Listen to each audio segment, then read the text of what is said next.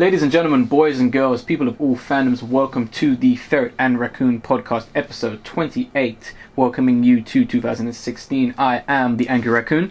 I am Ferret. And I am Ace. And we are back for, I guess, the next lot of podcasts for this year, and, you know, just continuing it. I mean, we're not dead, we were gone for a while, but we are back. Good to be back, yes, on the podcast? Yeah, definitely. Yeah, it's nice. I get to stretch my legs again. Yep, exactly. In Raccoon's spacious studio, yes. Yes. I'm looking to get ranted on some terrible films and terrible games, all of this already. Partly links to one of the main discussions we have. But we're welcoming everyone back to the podcast. I know since about Christmas, I think we have a slightly bigger audience, and hopefully you guys can expect some changes to the podcast. Maybe you'll see them implemented now and later on, particularly episode 30. But for the time being, I guess we can ask the question: how was your guys' Christmas holiday and New Year's, if that even was that much of a holiday for the most part? Yeah, mine was really good. I just basically chilled out all the time, playing lots of games. Like League of Legends. Still on that? Yeah, I bang it out like crazy. I can love it. Playing a lot of Armour 3. That game's brilliant, isn't it? I loved it so much. And I love it so much. Just been really back on my arse. Relaxed Christmas. Yeah, relaxed. Really chilled out. I'm really the same for you, Ace? Yeah, basically. I think I described it as like I've been like a turtle over these holidays. I've just been that chilled out.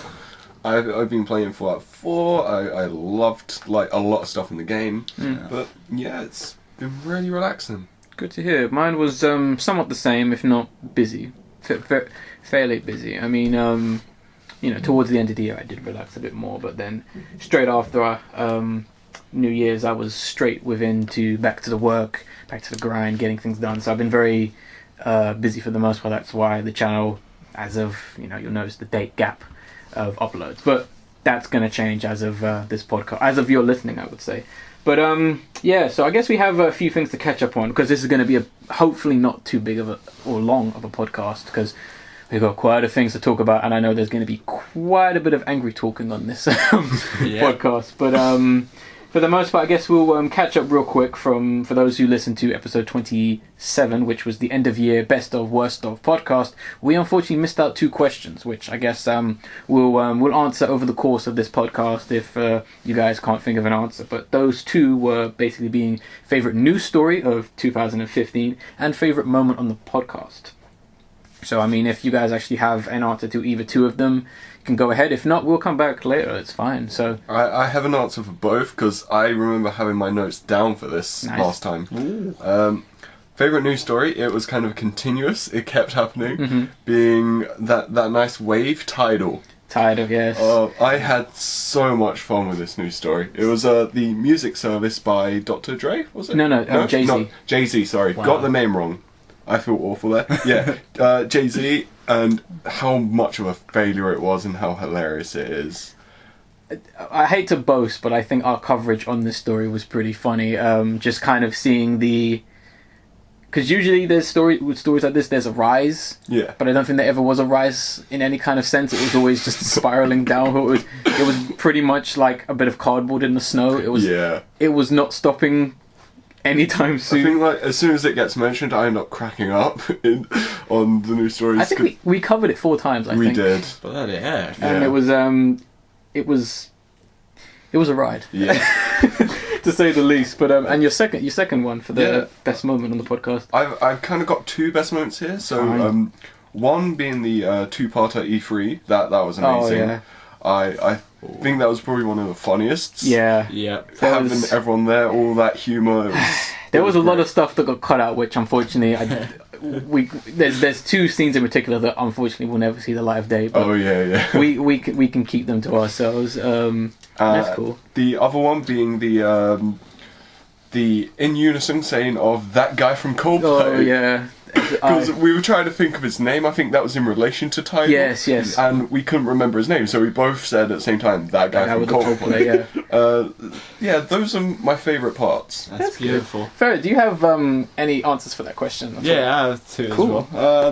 My first one is not too long. It's just it was towards the beginning of the podcast, and I said something like, "You may know me," which you don't. Do you remember that? Yeah, I remember. I love that either one. the first episode of the pilot where you were talking about Metal Gear, and I believe you said something along the lines of, "For those of you who don't know me," which you don't. No, I do know me. Which is... To which I was kind of just like, Wow. yeah, no one does. Like, this is pilot. People may never ever hear of you again. I thought that was brilliant. Whatever. And your second favorite news story. Sorry. I'd have to say E3 as well. Go with Ace on that. I love that one. Having everyone there, that was brilliant. Cool. Hilarious. And just a quick little mention, the screenshots as well. Oh, yeah. Yeah. There we go. The somewhat running joke. For my question, I would say my favorite news story of 2015 that we covered on the podcast was the slightly deluded man who was such a massive hater of Rosalina from the Super Mario Brothers series that he had spent a good few thousand just buying up the amiibos out of hatred to I believe saying something along the lines of, he hates the character, he hates what Nintendo's doing, I'm going to buy up these amiibos so that the fans can't get them. Wow. And it was just like, wow, really, dude? What a Really? dick. I mean, the only person laughing is Nintendo, because you just spent like a couple thousand on the amiibos. Exactly. They can produce them again. Get even Yeah, more money. supply and demand. They think Yeah. more people want it, so they just make more. Yeah. But what an idiot. Yeah. But my favourite moment for the podcast, I think it's, I can't remember what, I'm pretty sure I kind of covered it on the end of year one, episode 27. But I guess I would say it was also the what do you call it? The E3 one. Yeah. I think particularly just the second part where it was me and Larry and we were just talking about JoJo and Dark Souls for most of it, and XCOM 2. It just kind of got somewhat derailed, but I think that was probably one of my favourite moments, as well as I actually even say, looking back, probably the end of year one as well. That was quite a blast as well. That was brilliant. But yeah, that's just us covering up for that episode. Now I guess we'll go around, because I'm pretty sure everyone has done something worth talking about, either playing games, watching films, and that not. But I guess anything that we have to share, played, watched at all, just looking around. Well, I've been playing Fallout, but I'm not going to talk about that because we've got something we're planning on doing. So you can look forward to that. Yep. But I recently watched the Coen Brothers movie No Country for Old Men, which is an amazing film. Yes. Trust me, I'm not going to say anything about the story because you just need to go see it. If you watched Fargo, which is also by the Coen Brothers, you will like this movie probably even more. It is great. Go see it. Awesome. So did you watch it by Netflix? Yeah, I watched it through Netflix. So at the moment of this recording, it's currently still on Netflix. It is, and it's been on there for quite a while, so people must continuously be watching this to keep it up there. Must be. I'd be surprised if anyone hadn't actually seen No Country for Old Men. I've seen bits of it, but I haven't seen the film. Entire. I'm one of those people where I just I'm one of those. Yeah, I guess I'm one of kind of those guys that kind of just ends up watching sections of a film because he's at someone's house and they have it on for 30 minutes and then you leave. Yeah. You know, it was the same with Pulp Fiction. For the longest time, I'd technically seen it, but I hadn't watched it in full. I'd just seen it in like bursts, and I knew the film. I just hadn't seen it completely. So you hadn't watched it in the chronological order, which is out of order anyway. Yeah, technically, yeah. It was a bit odd. Ferret, yeah. Yeah, I'll be watching a lot of Prison Break now. Finally got into it. Bloody love it. It's brilliant. What more can you want? But the thing is, although it's really, really good, really fun, interesting characters, it's just a bit.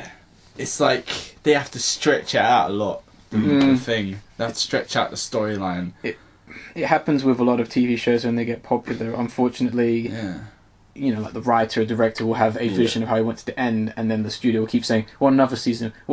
So he has to stretch it out. He has to keep going. No. Yeah, exactly. How can we delay point A, point B, point C? So Michael's about to be free. No. We gotta stretch out. Come on, throw in some wild dogs, aeroplanes, dragons, Gatling guns, throw in anything. If I watch They this, can have a kid or something. There we go. if I watch this and I ain't a dragon, then I'm disappointed now. Sorry, spoilers alert. There are dragons. All right, you've been spoiled. I'm sorry. And that was it for you? Yeah? Okay. Yeah. I managed to watch 2 films. They are very relevant to a current project I'm working on. The first being the film Tron, I think it's 1981, I believe it is. Okay. Oh, good. Good. What's up with the good? Because I thought you were going to watch the remake. That's Tron Legacy, which is the sequel that Yeah. came out in 2012, I'm tempted to say, or something like I that. thought it was before that, but I could be wrong. Might be before that, actually. That's not a remake, it's a sequel. Is it a Yeah, remake? But it is a sequel. you might as well call it a remake to some extent. I mean, it's got good visuals, but that's probably and music. And Oliver Yeah. Wilde. I mean, Oh yeah. the first film, the original, the 81 one, fantastic film. I've got the 2-disc special edition, which on the back of the DVD doesn't say why it's a 2-disc special edition, Okay. which is good to know. But finally got around to watching the film. It is amazing to see where the 80s got its inspiration from, because that is basically Tron. It is, and I'm going to be putting this in the project. It is basically the 80s. Okay. Everything that people put with the 80s, cliche-wise, reference-wise, aesthetic, look, style, all that stuff comes from this film. Really? It's a must-watch for any sci-fi fans, especially if you want to get a somewhat odd look at, like, I guess, technology in the future. I know South Park have already kind of made the reference with Tron and Facebook. They did a great episode on that, which is worth looking at, but fantastic film. The second film I watched, which is also a fantastic film, Little Shop of Horrors, which is a 1986 film, I believe. Is this the musical one or the Musical, the musical because film. there is a black and white one that's older. I haven't seen that one. Okay. I've only watched this one by, is it Frank Oz? I believe Yeah, I directed think this so. one. Now, I don't know if I've ever said this on the podcast. I don't like musicals. Yeah. I really don't like musicals, but I really enjoyed this film. Oh, wow. I thought it was really good. I forget the main guy who's in it. I forget the actor. But I I know Steve Martin's in there. Steve Martin is in it. He's Steve Martin. Yeah. Steve Martin. He plays a Dentist. sadistic dentist. Yeah. Who has a song where he talks about why he enjoys giving people pain and being a dentist, which is It's called "I'll Be a Dentist," isn't it? Or, some be a yeah, dentist. some be a dentist. Yeah, which is a great song. But Rick Moranis is the guy. I was thinking of. yeah. He's in it, who you may know from Honey I Shrunk the Kids and other Ghostbusters. stuff. Ghostbusters, yes, yeah, he's man. there. Attorney at Law. Yeah. But and obviously the Gatekeeper as well, I believe. But brilliant film. I mean, I always knew that the plant could talk. I didn't realize how well it would be controlled and looked. Plant's still freaky as hell. It is. The fact that it's able to move and it clearly learns, because I mean, it's fairly obvious it is an alien.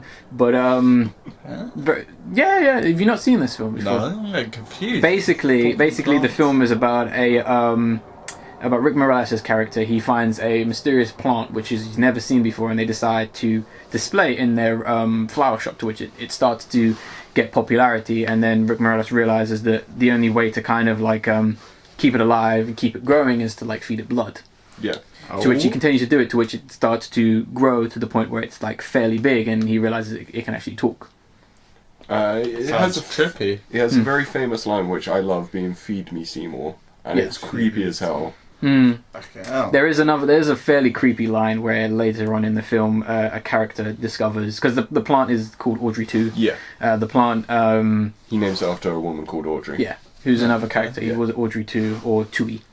There is a scene where it knows how to call the phone, and there's a bit where it's calling someone, and like you literally just see it animated in the background from a distance in the front window of the shop, which is a great shot, because it's just like, oh, because anyone seeing that would be like, what the fuck? Exactly. Because it's huge, and you'd think something that big, because it takes up like a good, like our studio, it takes up a good chunk of that in a sense. Really? Yeah, because it's Probably that whole kind of yeah, area. probably where I am to about here is where it takes up, and it's got It's like a its massive plants plant. and all that, Yeah. and its massive head in it. And it's amazing to look at. Even like the Even like the insides of his mouth kind of look like a particular petal on that. Yeah. Oh, that's But pretty it, awesome. it looks great, and it sings as well. It's got a fantastic voice. It Is does. it? Who's the singer? Do you know? I forget the name of the guy, but it's a fantastic voice. You might say the plant is a mean green mother from outer space. Great. The only thing is, I thought the bloody plant was named after a porn star. Audrey Hepburn. I mean, not Audrey Hepburn. That is not a porn star. No, Audrey Batoni. I wouldn't know if I don't know who that is. Really? You guys... I may Oh have my- seen her, but I don't know her by name. Wow. Are This is you where the joking? comments in YouTube are going to go crazy. It's like, whoa. How do good you job. not know who... How What's her do you- name again? Audrey Batoni. How do you not know who Audrey Batoni Really? is? Wow. Oh my goodness gracious. Nah, Audrey within the context of this film. But Yeah. fantastic Shocking. film. Music is great. Visuals are great. Just all around great, to be honest. I think that's it for our kind of introductory kind of thing. So we're going to kind of move into stories. And I think before we start the stories, we have to kind of talk about the fact that we have kicked off 2016 on a extremely upsetting note for the most part. Mainly being our first story being the fact that Lemmy Kilmister, the frontman for the frontman, lead singer, main bass guitarist for the band Motorhead, has unfortunately died age 70 on 20th of December. So this is before obviously 2016, but I think it's still worth noting. Unfortunately, due to cancer, which was extremely unfortunate to have a badass like that unfortunately leave us. Before we kind of talk about that, we have I have a great quote from Mr. Ozzy Osbourne himself when talking about his unfortunate death. And do keep in mind, this is Ozzy Osbourne talking, so this is why it's going to sound so fragmented for the most part. You're going to do his accent as well. I don't know if I can. Don't. Should I? Go again. Yeah, go Okay. attempt it. All right. You know what? There goes a hero for me. He was my hero. He was a fucking great, a good friend. I'm missing him already. I'll never forget him. I don't think a lot of people will forget Lemmy. He's been so missed in my camp. He was a good guy, a good man, a good friend of mine. He was just a fucking great dude, man. Not enough time for him. That was Ozzy Osbourne's somewhat heartfelt, speech about the guy. I mean, Lemmy, for those of you who don't know, just type in Motorhead, the Ace of Spades. You'll know who this guy is. Banger. It's a great song. It is great song, great band, just overall great guy, and it's unfortunate to have him unfortunately pass away due to cancer, which is a bit unfortunate. The sad news unfortunately doesn't end for the most part, as I'm sure most people It know. just stops. That's the sad thing. Unfortunately, yes. Mr. David Bowie unfortunately passed away on the 10th of January at age 69 after his 18-month battle with cancer. I was not ready for this. I don't think anyone was ready for this. That was shocking. I was very upset when I read this story because of recently he released his newest and unfortunately last album, being Black Star, which was released January 18th, his birthday of all times. To which I will say, please go and listen to Black Star, not just for the fact that he unfortunately passed away, but due to a lot of the ideas and what the album's actually about. That's the good thing about it. Like, he hints at his death in it a lot. Yes. That was his final work, and he knew it was gonna. So he pulled his heart into it. Yeah, I I think a few people are reading into it a little bit more as the fact that he knew he was gonna die. I think the guy was literally. You can describe this album as a man literally facing death, and he wanted to talk about death. Yeah. I think even if he hadn't died, I think this still would have been a very significant album. Yeah.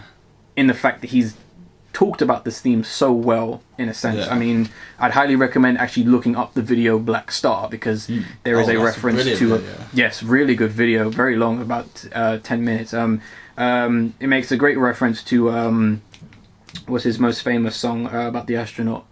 Major Nelson. Yeah. Major Tom, Major Nelson, that's something else, isn't it? Yeah.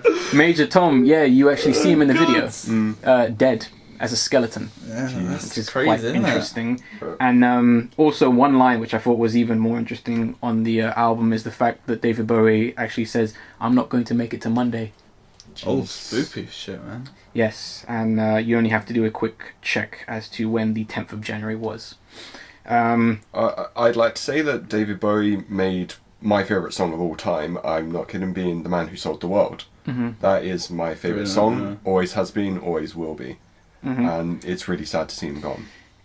It is, and I mean, because he is an icon in music. I mean, next to Michael Jackson, I think it's like David Bowie, and then like the Beatles, really. But and I mean, three of them have. Is it 3 or 2 of them have gone? Yeah. From the Beatles. Oh, there's only 2 left, so Two left, there's okay. 2 died. But Paul's on the way, sadly. let's not say that. We're not about promoting death. on I'm this not trying podcast. to promote it, it's just been looking a bit The problem wobbly. is, if this happens, then you're going You're to gonna be held quite accountable. sad. Yeah, Yeah. I would be sad. I love the Beatles. Got a tweet from his son being Duncan Jones. Duncan Jones, yes, where he was saying, very sorry and sad to say it's true. I'll be offline for a while. Love to all. That was sad when I read that. And also probably one of my favourite quotes from Mr. David Bowie himself being, which I think kind of transcends to the way we kind of produce content on this channel and in general, and that is, I don't know where I'm going from here, but I promise it won't be boring. That's a brilliant quote. Yes. Yes, one of my favourites. I hate to kind of say it but we kind of have to do it like this, in a sense. Alan Rickman, actor of first starting out in BBC dramas. I didn't actually know that he did quite a few BBC dramas before his first big break. I think most people know him as Professor Snape and Hans Gruber from Die Hard.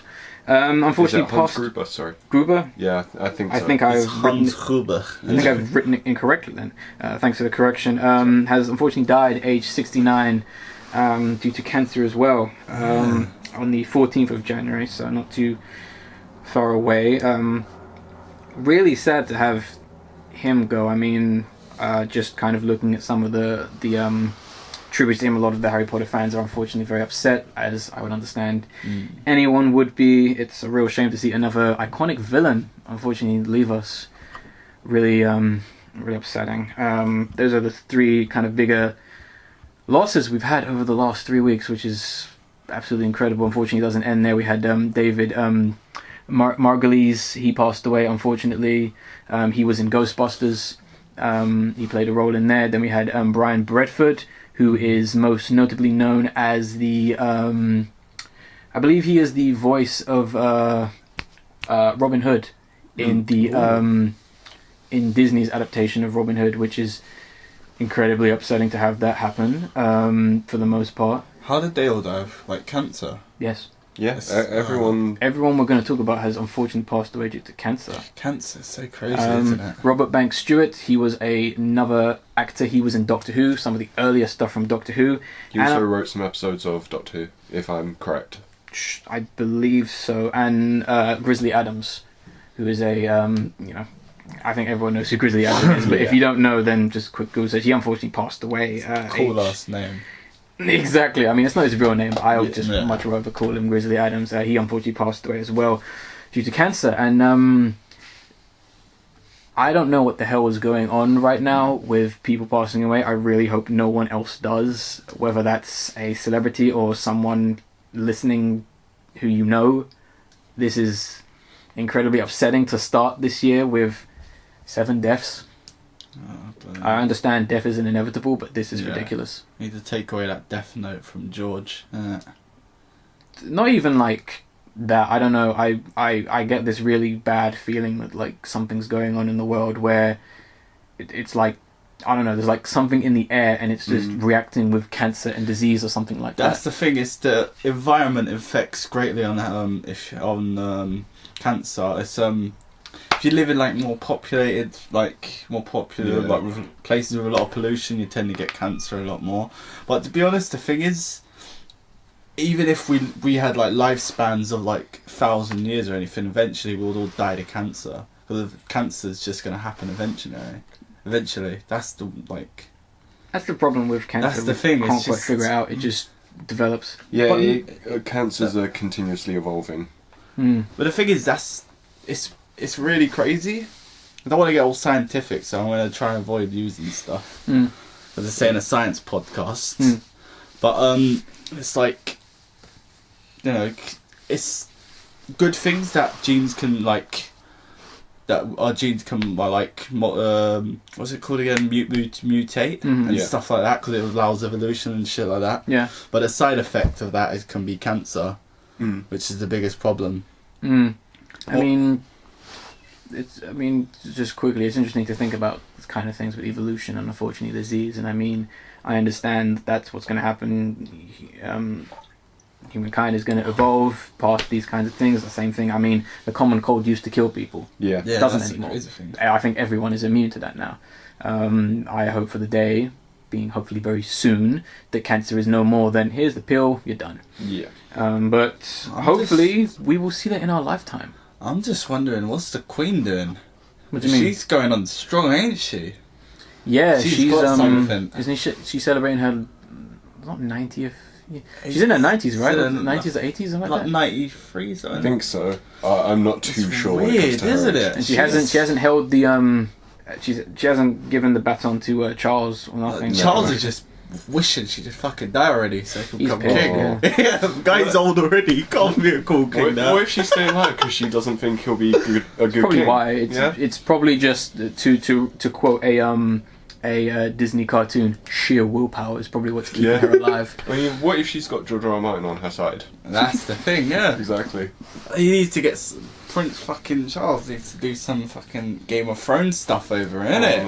Oh no. He's the poisoner or something. Yeah, let's not give elderly men ideas. But moving on, He's too busy with because the kids. podcast unfortunately has to go on, much like life. But we will remember these guys as what they did, which is awesome work. Next story we have, and that is I'll cover mostly the story, and that is Fire Emblem Fates, my most anticipated game of 2016. May possibly be getting censored in North America and Europe, which is not that big of a surprise, but depending on what actually gets cut is most interesting. So it seems that the content that may be getting cut seems to be this weird kind of mode or mini game, which basically kind of like you have like a static, somewhat animated moving image of, let's say, a character, and you could like pet them in some kind of ways and touch them with the stylus. It's a bit bizarre. It is bizarre, but I've seen it in other Japanese games. The other mode is basically a kind of like model view mode where you get to view the characters as how they would look in the actual battlefield, animating and attacking. And you could basically, if you wanted to, view them in their underwear. Not that you see anything that graphic. Fans have speculated that the game is unfortunately going to get censored, mainly obviously because of like translation issues and stuff like that, and things that wouldn't get there. Possibly lewd content, which would just be stupid when love is obviously going to play a factor in this game. But most people think this because the game has not been rated in our country and America. So people are going, oh god, they're going to bring it back down to a U for everyone. Right. Or something like that. I mean, personally, if I can speak to Nintendo, whoever's doing the censoring, I would say remove those two mini games. They serve nothing to the game. I have no problem with them being in the game. But please keep as much of the original dialogue as you can. I understand there's going to be issues with translations. Sayings that don't translate well to other countries. I understand that, but just don't do the dumb thing and be like, oh, we have to remove that. Yeah. Change it. Think about it. Do your research. I will wait for the game if you make it as good as it supposedly. But we can only hope. Next story. We have, and that is somewhat big news as well, and that is the Oculus Rift has finally got its price, which is very interesting. Its website finally released pre-orders. Yeah, you can actually pre-order the damn thing, which Bloody is hell. Odd. But I don't think it's going to sell out. Yeah, not soon as the fact that they released the price. So in US dollars, it is going to be £600. So in rough translation for European countries, that's 500 for us. Possibly 475. 475, give or take. But so they usually round it up, so 500 is likely. Still a lot. Yeah. Still a lot. Now, I was expecting 300, honestly. Exactly. I was expecting 300 for this thing. And even the what do you call it? The I forget his name, but I honestly don't really care about his name actually. Paul Maluki. I believe that's how it's said. He originally said it would be about 1,500, to which he's obviously gone and spoken about how, I guess, incorrect he was for the most part. The thing is, that's how much like the Rift recommended PC would cost, isn't it? Something like that, yeah. It's like that's ridiculous. Yeah, because they've also said that you're going to need a pretty high-end PC to get the maximum, like, best looking thing. That's just the recommended spec. That's the thing. It's not even like the maximum. So whoa. I mean, so I think we can discuss this a little bit, and I mean, kind of looking. I didn't actually even bother putting down his quotes because I honestly think they're just fabricated bullshit for him covering, because he basically went on to say, you know, like I said before, I originally thought it was going to be 1,500. I didn't know that it's so expensive. We're only focusing on the technology. It's going to be like a first class experience kind of thing. We're not making any. We're only developing the technology. Yeah. Just doing so that, I was basically just like, nah, let's not put that fluff in there. So I guess like we can bring up the question, and that is, do you think the Oculus Rift is already dead? Oculus Rift, not VR. I'm going to say, I think Oculus Rift is dead. It's one of those things of, you see it a lot with technology in general. The first iteration of it will come out, it'll be overpriced as hell, other companies will do it better and cheaper. And how? And then it will continuously get cheaper and cheaper. If you look a few years back, HD TVs were very expensive. Now they're the common to buy TV. Yeah, you can't even get analog and stuff like that. I mean, you can't even get like really cheap ones anymore. I mean, like really low quality ones. Yeah, it's default. Yeah, HD. I mean, it's true what you're saying, and I kind of think that although I think Oculus will maybe be a name at some point, maybe when they actually get their shit together, and you know, like you say, drop a price, or maybe just bring out the version 2, or just like figure out something. But they're probably done. I find it very interesting, or I'd say to any kind of competitors like Sony, Microsoft, HTC, this is your opportunity chance to actually become the VR headset that people are going to want. If you can somehow make the recommended specs lower and half that price, if anything, or even lower, because I've heard there's a few slightly off the wall VR headsets going for like 1,000, like 1,100, not 1,000, like 100 to 150 or so. There's one for it's like £80 I've seen. There's a little white one. I can't remember. Isn't it like one you use your phone for and you put it there? Yeah, you put the phone and in, it's kind of like magnified. And it has that one looks great. That's like a birthday present kind of thing. I'll show it to you. Or we'll put it in the description, that particular one.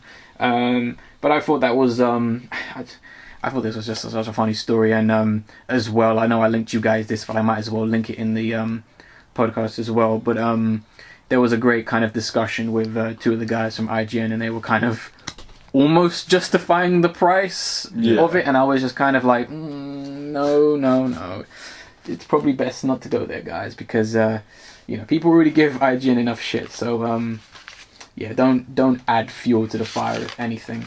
But I'll definitely say, if it gets to like Oculus Rift's like 3rd or 4th iteration, if they survive that long, that they will be a lot smaller and a lot cheaper. So they might make a name for themselves then.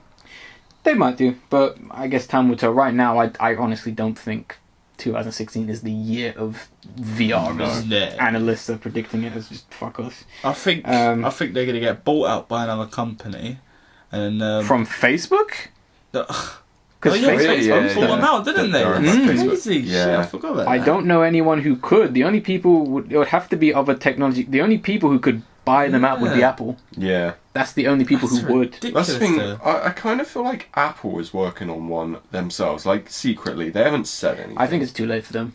I don't think they care, to be honest. No, I think too busy promoting the Apple Watch, innit? Yeah, they got too much good stuff going on there, innit? That's the thing, they usually don't show stuff until it's near completion. The thing is, they never take risks, Apple. They're smart, they never take any risks. They haven't since Steve Jobs. Yeah, they're just playing it safe and Yeah. they're making all that money, and I think that's the best thing they could do. Yeah. But I think if Microsoft somehow got a hold of the Oculus Rift, they'd actually really improve. Microsoft's making their own. They're making their own one, yeah, but It's like the Kinect, but for your eyes. yeah, Yeah, that's what everyone needs. Something that doesn't work that only advertises, which is basically the Oculus Rift, and why Facebook bought it, Yeah. so they can sell you things right to your fucking brain. You'll be seeing like adverts in your dreams after that. ooh, Yeah. Right, moving on. Ace, I believe you have the next story, which is detailing a certain release date for a certain show. Yes. Recently, the release date for Daredevil was shown, which is the 18th of March.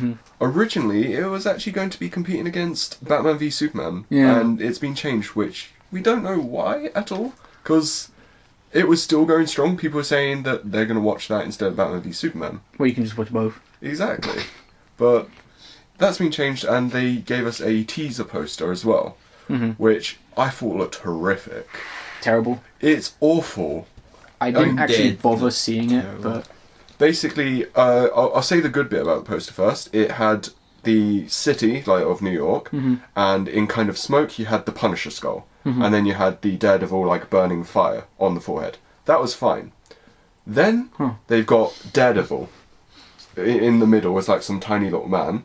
yep. Then on each side and each of the teeth, they've just got random people from the Daredevil, like, all over it. It's just plastered all over, Ooh. and then little action scenes, like people being thrown and stuff, and it looks terrible. trying to compete with Star Wars or something. That's what we were saying. Yeah, But Sounds- yeah, the teaser poster is terrible. It could have been good. yeah. Sounds kind of awful, but Yeah. I mean, season 2 should be good. It is going to be enjoyable. We've got Joe Benthall as Punisher, which, funny enough, they've also said he's going to have his own Netflix series. Nice.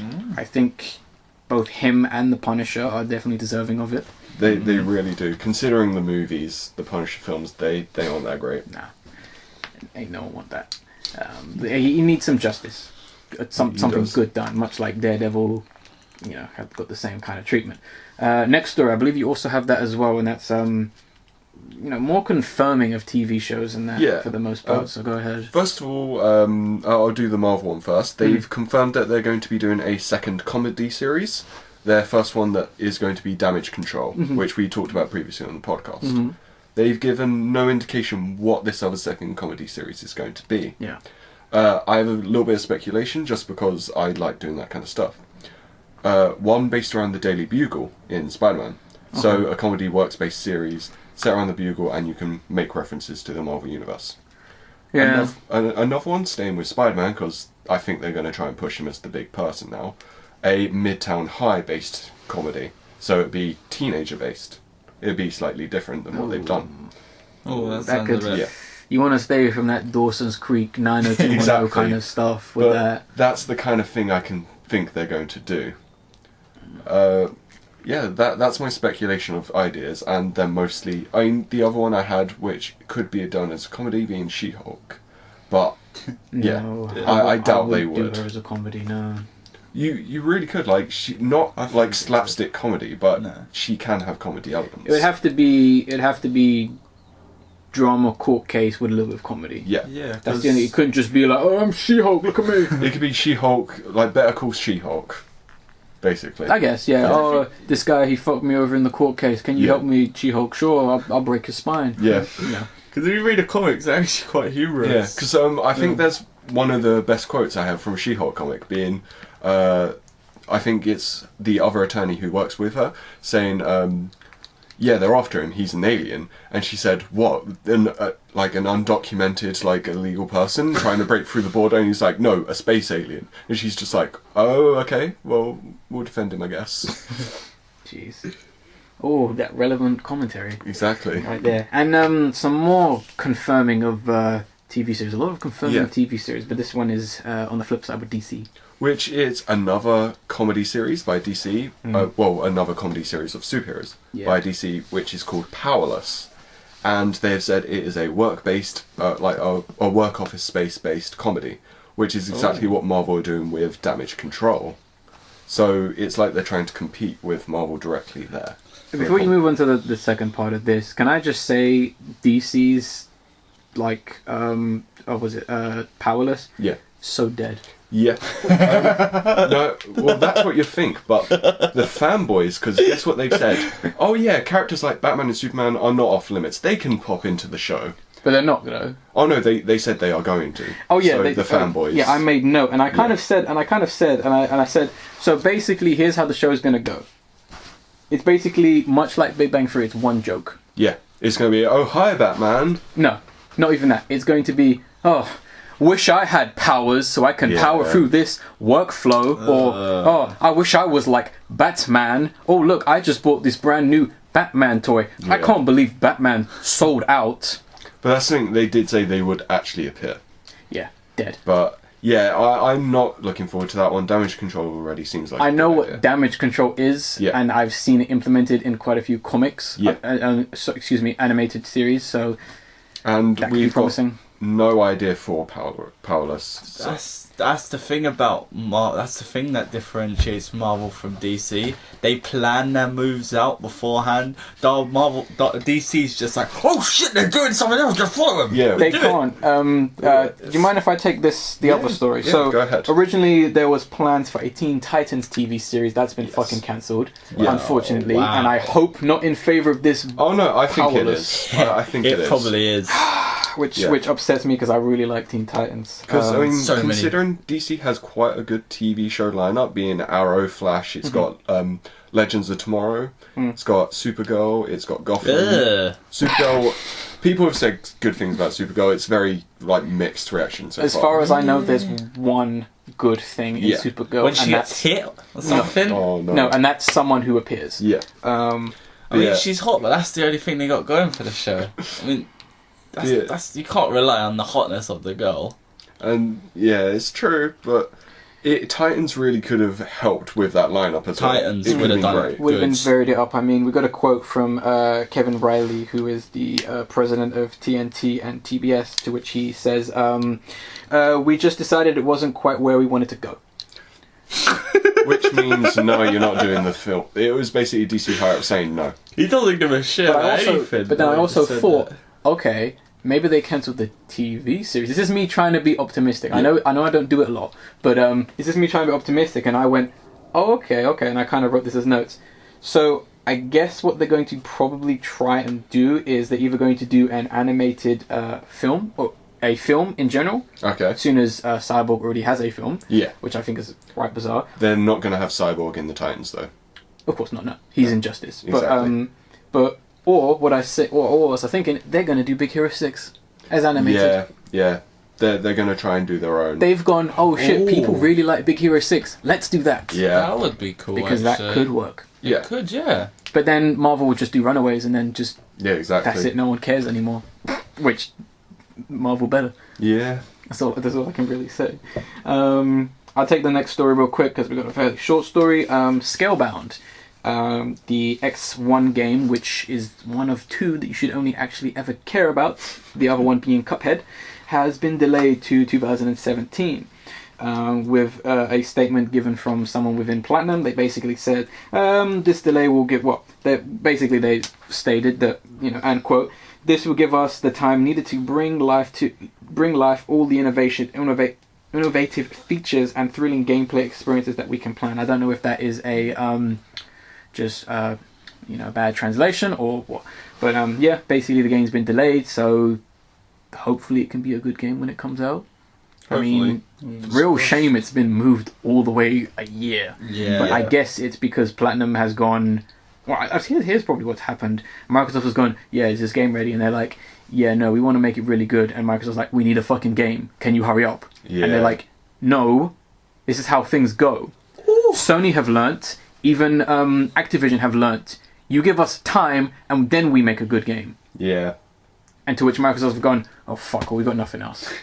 I mean, it's Platinum game, so you know it's going to be already good. Exactly. Platinum have only made one bad game, and even that one bad game is still playable and works better than most fucking games released today. So Which game was better that? than Legend of Korra. Bethesda. Oh yeah. people yeah. really don't like that game. I've yet to play it, so I'll see. But It looks cool visually. visually looks really nice. All I've heard is visually it's really nice. Combat is fine. Story's crap Yeah, that's what I was thinking. It was probably the story. because it's Yeah, just filler Yeah. within the context of The world of World of Korra. Korra. Because it's bullshit. They do a Metroid on you where she loses all her abilities, and it's like Oh, fuck.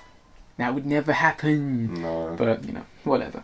Next story, which I think this is where the rage is going to start coming into the podcast, and I know Ace, you can partly talk about this, and that is the fact that the Ridiculous Six, Adam Sandler's straight to Netflix film, is apparently the most watched movie on Netflix. Ace, would you like to shed a bit more information or thoughts on this? This film's a piece of shit. Don't watch it. Fair enough. Moving. No, I'm joking. But essentially, one of the CEO and kind of head of Netflix, was it Ted or whatever it is? I honestly don't care. Ted Sadoshu or whatever the hell his name is. He basically, during a CES keynote in 2016, basically said how it is. By way of example, in the first 30 days on Netflix, it's been the most watched movie in the history of Netflix. Wow. Now, I know this made you understandably annoyed as soon as he goes on to say it's also enjoyed a spot at number one in every territory we've operated in, and in many of them still number one. This is because Netflix doesn't show how they do their stats and ratings. Yeah. This is bullshit. The problem is, the rating of the film, it's actually high on Netflix. Isn't it 3 though? It's 3 stars. I thought it was 4 last time I checked. I think I Which checked, is- and it's 3 now. It Okay. dropped, yeah. Yeah, ratings on Netflix, I never trust them because you got some awful films. I mean, Escape from Tomorrow, which I talked about, I loved it. It had a 1 star. That's the kind, exactly. It was probably because people didn't get it. And I think for... Oh, this film making me think. Exactly. 1 star. And obviously all the Hunger Games films have like 5 stars. Oh, yeah. Obviously. But, Gross. yeah, this film, if you want to watch it because you're doing a review of it, or if you just want to see how bad it is, don't watch it on Netflix. Just watch it online. Yeah, pirate. So, exactly. Because it does not deserve these views. Adam Sandler does not deserve another shitty comedy. This is I think this is just bullshit. I think how do I phrase this? I think this is just a case of, wow, this Adam Sandler film actually did quite well. A lot of people watched it that one time. Yeah. Because even other reports suggest that the second most highest thing is an animated video of a fan moving back and forth. That's second most watched. Yeah. And that sounds more engaging than It does. Ridiculous Six. Do you want to read a little, the site's consensus? Do you want to hear it? Sure. Every bit as lazily offensive as its cast and concept would suggest. The Ridiculous Six is a standard couch fare for Adam Sandler fanatics. Yeah. I'm happy that's the actual thing. And must avoid viewing for films enthusiasts of every other persuasions. Yeah, if you have Netflix, there are a ton of original Netflix content on there that is much better, and there is non-Netflix stuff that's even better than that. Yeah, I think this. I'd say for those of many Adam Sandler haters, don't get so angry about this because I think this is just fluff. Yeah. I think this is just the case of, oh, at this one moment in time, a lot of people really watched it, so it went to number one, and our stats haven't changed. Yeah. That's it. Yeah. I think that's it. Trust me, when Hateful Eight comes out on... Not Hateful Eight. Ridiculous Six comes out on DVD, people will not be buying that DVD. They'll be buying Daredevil Season 1 and Jessica Jones, because I know as hell I will be buying Season 1 of Daredevil and Jessica Jones when it comes out on DVD. I think one of the biggest problems is, because it's done so well, they are going to make more Adam Sandler comedies for Netflix. Yeah, they've got 2 more. Yeah. He did a 3-movie deal with them. Yeah. And I also got to say, I think this is actually kind of a good thing, only because Adam Sandler can piss off to Netflix and just kind of just piss around with a little bit of money, because we already know that his budget to films are only 5 million, but the rest of the 55 million goes to just hiring the cameos and just straight back to his pocket. I think it's weird. The problem is the money going from Netflix to him will be taken away from other shows that might deserve it. It wasn't that big of a budget though. No, I'm just saying in comparison. I mean, you do know that The Ridiculous Six has a bigger budget than The Hateful Eight. Yeah. Really? Exactly. Yes. No, that's ridiculous. Yeah. So, How is... What I like about Quentin Tarantino, he finds really creative ways of, like... And he shot it on Making 70mm props. film as well. exactly, that film is expensive. Really? That's Yeah. the high. That's 2K film Exactly. basically. Bloody hell. Got to go see that 70mm showing Yeah, exactly. at some point. The Roadshow. Wait, is that America only? No, it's in this country. Oh, yeah. what? There Wow. are some screenings. We got to do Yeah, I some need to see that. checking of that. All right. I guess you two can kind of take these next two Star Wars stories as soon as they're for you. Hit them off with whichever one you want to start with first. Okay, so recently, I'm sure if you watch Star Wars, you have found the Stormtrooper who does the melee combat with the battle stick. You probably love him for his shouting of the word traitor to his complete beatdown of Finn. Oh. He is badass and probably one of the best characters that wears a helmet. Yeah. So if you like Boba Fett, then no. What this about guy's that? cooler. What about that lady in the silver armor? Isn't she cool? She was in the film. She's Yeah. bad. Oh, I Like, don't remember seeing her. Phasma, whatever. No, Captain she. Phasma, yeah. Oh, I think she was in the background at one point, and that was it. She said one line, I think. At one point, she said yes. Another Yeah. time, she said, "Why have you taken your helmet off?" Oh, brilliant. She's a badass, man. Yeah, definitely worth being in the film. Go So on. the fans have nicknamed this stormtrooper TR8R, which is obviously, if you say it out loud, traitor. A nice nod to his line that he says, his one line. But they've recently come out and said the true backstory for the character. He is called FN2199, and his friends know him as Nines. And they've said that hopefully this won't be the last time you see him. Which is just going to make me think, well, he's either going to be in another film, or he's going to be in some sort of cartoon series, or something like that. Didn't he get shot, though? Exactly. That's the weird thing. He got shot. Yeah, I'm pretty sure he got shot by Han Solo with the bow Yeah, he shot him. So, Huh? yeah. I presume, maybe they're going to give him his own spin-off movie. Because everyone's going to get one of Or those. he's gonna they're gonna show him like in the infirmary. Oh, yeah. Aftermath. There we go. Yeah. He And gets yeah, half an hour of the next film. he'll still be better than Boba Fett, though. Oh yeah. Because I like that guy this does nothing. I think he's almost as iconic as that guy. I mean, he's already He's got a more a vinyl pop figure already. Yeah.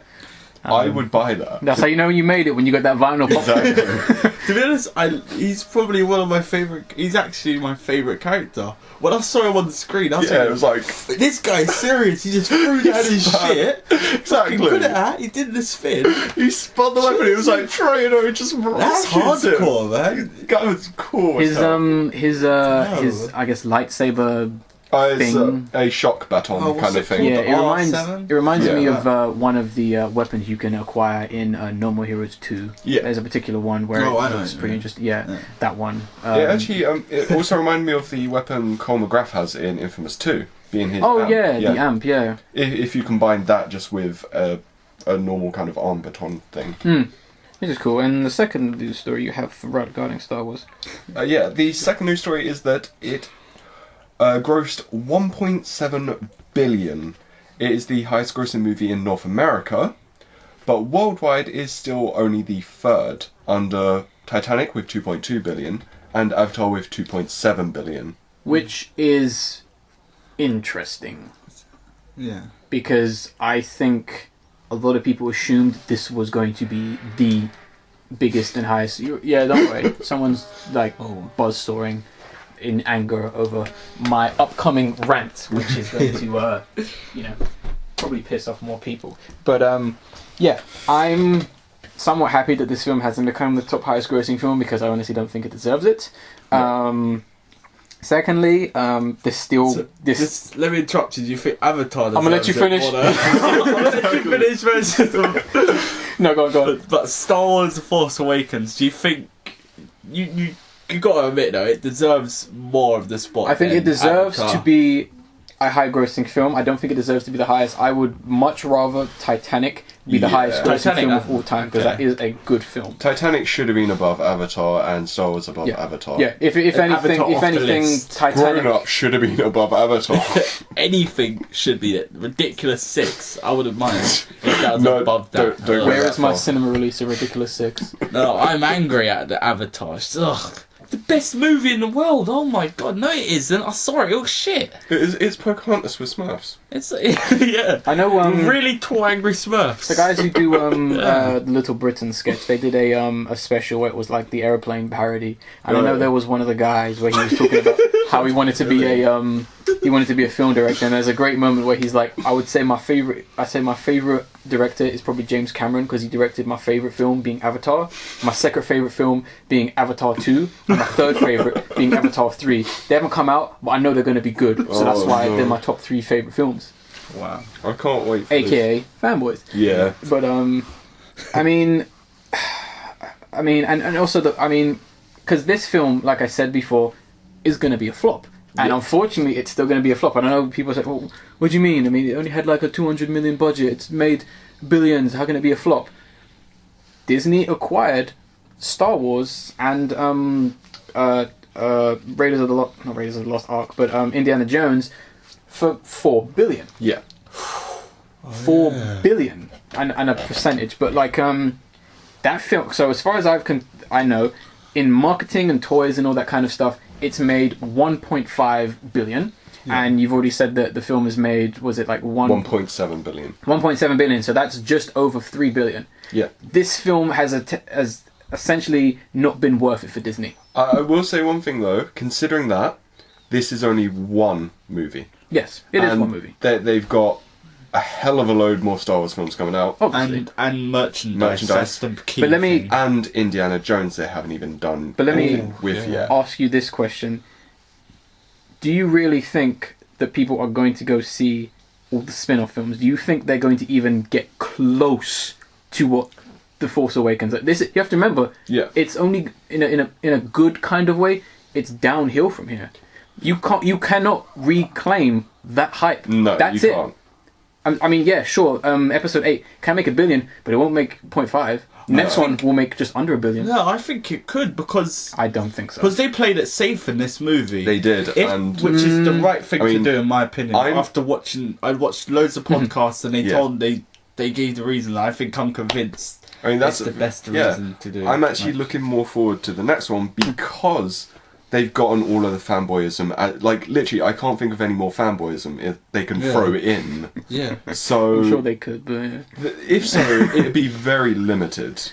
So, if anything, I feel like the next one will be better. I feel like they're gonna go all out. They should. And so here's a question. So the first one played it very safe, played it very much to the fanboys, very reminiscent. So the next one comes out, and it's an original film. As it's been proven, unfortunately, time and time again in cinema, people don't like original ideas or movies. No, they True. just want it repeated. I do want an original Star Wars film, because this film is just kind of like pants compared to like originality. How about but- Rogue One? Ugh. Yeah. That's original though. So be careful what you wish for. I mean, considering we've already said this before, Rogue One being a solo film, which I like the idea of, but it's the fact that they're doing it on an idea we already know what happens. I would say the Boba Fett and Han Solo are a bit lower than that, but yeah, because I have no care for a Boba Fett film, No, and we don't so. need a young Han Solo film. Do you know what they need to do? Do a traitor film, the TR-ATAR. If they do that, no. Star Wars, a 9 story. No, here's what they should do for episode 8. They should do a 10-minute like animated thing. Get half of Disney to do like 9 minutes of 9 story. Oh yes. Put him on like a weird dinosaur thing as well. Yeah, Yeah. that's what they should do. Just to kind of go, hey, you like Trailer so much. Here's his story. You know, make him turn out like Finn. He finds out what he's doing is wrong. Yeah, and then he joins Finn as like tell a it best throughout buddy. each. 9 minutes throughout each film of Oh him. my god, I think we've got it. Yes, In the 9th film, Nines is going to realise the dark side is bad and swap places and work with them. And he's going to like call Snoke a traitor. And Alright, stop. Spoiler stop. alert, Sorry. he is Snoke. No, seriously, stop, guys. I gotta call Disney. Or he could be Luke. Oh my god, yeah. He's trying to train. He tricked everyone. Tricked everyone, that's what he's With doing. his Luke powerful Skylines. mind tricks. Oh gosh. We have fun in these podcasts. Alright, next news story. Ferret, I believe you have it, and it's talking about Mark Zuckerberg and his somewhat kind of, I wouldn't even say, I think we described it earlier as like quest to kind of make Skynet, yeah. Well, that should be the name. It's Mark Zuckerberg's Quest for Skynet. That should be like a movie. Yeah, or like a video game. Or video, yeah. You know, like Conjuring Quest. And one of these indie games, that sounds cool. But I think these I can give you the quote directly, I think that'll explain everything. I'm not going to drink water because I know I'd spill it out. I'm building an AI for my home that's kind of like Jarvis from Iron Man. I think that explains everything. Yeah. Really. Can I just say, and I hope, Mark, I hope you listen to the podcast. Before you continue, can you please watch Age of Ultron? Yeah, exactly. Did you not? A Space Odyssey 9, that would be a good film to watch. 2009 Space Odyssey. Yeah, Space Odyssey, yeah. I think that'd be worth putting in your research just real quick. I think he might be having a breakdown or something with all that money, because first he said he's giving most of his money away, and now he's making AI. He wants Jarvis in his home. Maybe he knows something we don't. Maybe he does. Future-proofing himself. Crazy. Exactly. Maybe he's building the AI, so he starts the whole AI takeover, but they'll let him live because he helped build them. It's his quest for immortality. He wants to become. He wants to become a robot. He's not building the AI. He's becoming the AI. Exactly. Oh gosh, When he's talking about the home, he means himself. oh my god, it's going in a deeper subconscious. Oh shit, we gotta write this film. We have to. What was Quest for Skynet. I think we need to do a sequel to Symbiotic Man, starring Robin Williams, because this is getting very close to it. This time he doesn't want to be. He's not a robot trying to become a human. It's a human trying to become a robot. Yes. Someone get the director of Ex Machina, because I think he'd be interested in this one. Get the guy who did District 9. Get him on here. Get everyone on here. We are not having Mark Zuckerberg become Chappie. No, we're having him. No, we're having his ideas. He's only giving ideas because that guy has fantastic ideas. And then we're getting the guy who directed Ex Machina to make this film. Okay. And then I don't know who would play. Maybe I'll play Zuckerberg. you could play Zuckerberg, or who played Zuckerberg in The Social Network? What's his name? Lex Luthor. Is it Jesse? Jesse Eisenberg. Yeah, get him Jesse Edinburgh. get him to reprise his role. But then we need to get Thingy to direct it. Then I forget the guy who directed Social Network and Jobs. Steve Jobs. I can't remember. It's not Danny Boyle. I think it's Danny Boyle. No, I don't know. No, it's not Danny Boyle. But He would have made it all artsy and good. Oh no! And he just would have put what's that band called that did Underworld? That song. Oh boy, you know. Oh, that song. Yeah. No, it is Danny Boyle. Then he is the director. Then because he did Trainspotting. No, he's saying that's what he would do. He would just put that song in there. If it was Danny Boyle. Well, yeah, let me find out. I think it is Danny Boyle who directed. Like, I know Danny Boyle definitely directed Trainspotting. Yeah, that's And I think he said he's done The Social Network, and he's done Steve Jobs, and he says he's gonna do a trilogy of technology-based people films. It's David Fincher. David Fincher. Okay. Yeah. Did he do Fight Club? Yeah, and Seven. Yeah. He basically is in love with Brad Pitt. Oh yeah. Oh gosh, but I don't think we even really need to read this news story, because I think it just writes itself, as you can clearly. Wow. I mean, bottom line, he wants to make a home computer because dude's getting lazy. I mean, with that much billions, you'd think you'd actually be able to call his servants to do it, but no, he wants some crazy AI you have to shout 5 times into. He doesn't want to be like everyone else and have normal servants. He wants robot servants. Yeah. If he just... I think he really wants to be a robot. He's going to make like robot servants just for him and his friends and maybe his university buddies. Then they're going to think the idea is so great, they're going to give it to everyone. And then it's going to become a piece of shit because the robots are going to keep advertising based on your search preferences. Then he's going to go crazy. Yeah. and then create Skynet. Then he's going to sell the robots, like all of them, away. Or blow them up towards the end. Oh no. Bloody heck. Oh gosh! All right, going back to movies, we are talking about Mr. George Miller, the man of the hour. Well, one of the men of the hours, who directed. Well, I said it in a good Tough crowd.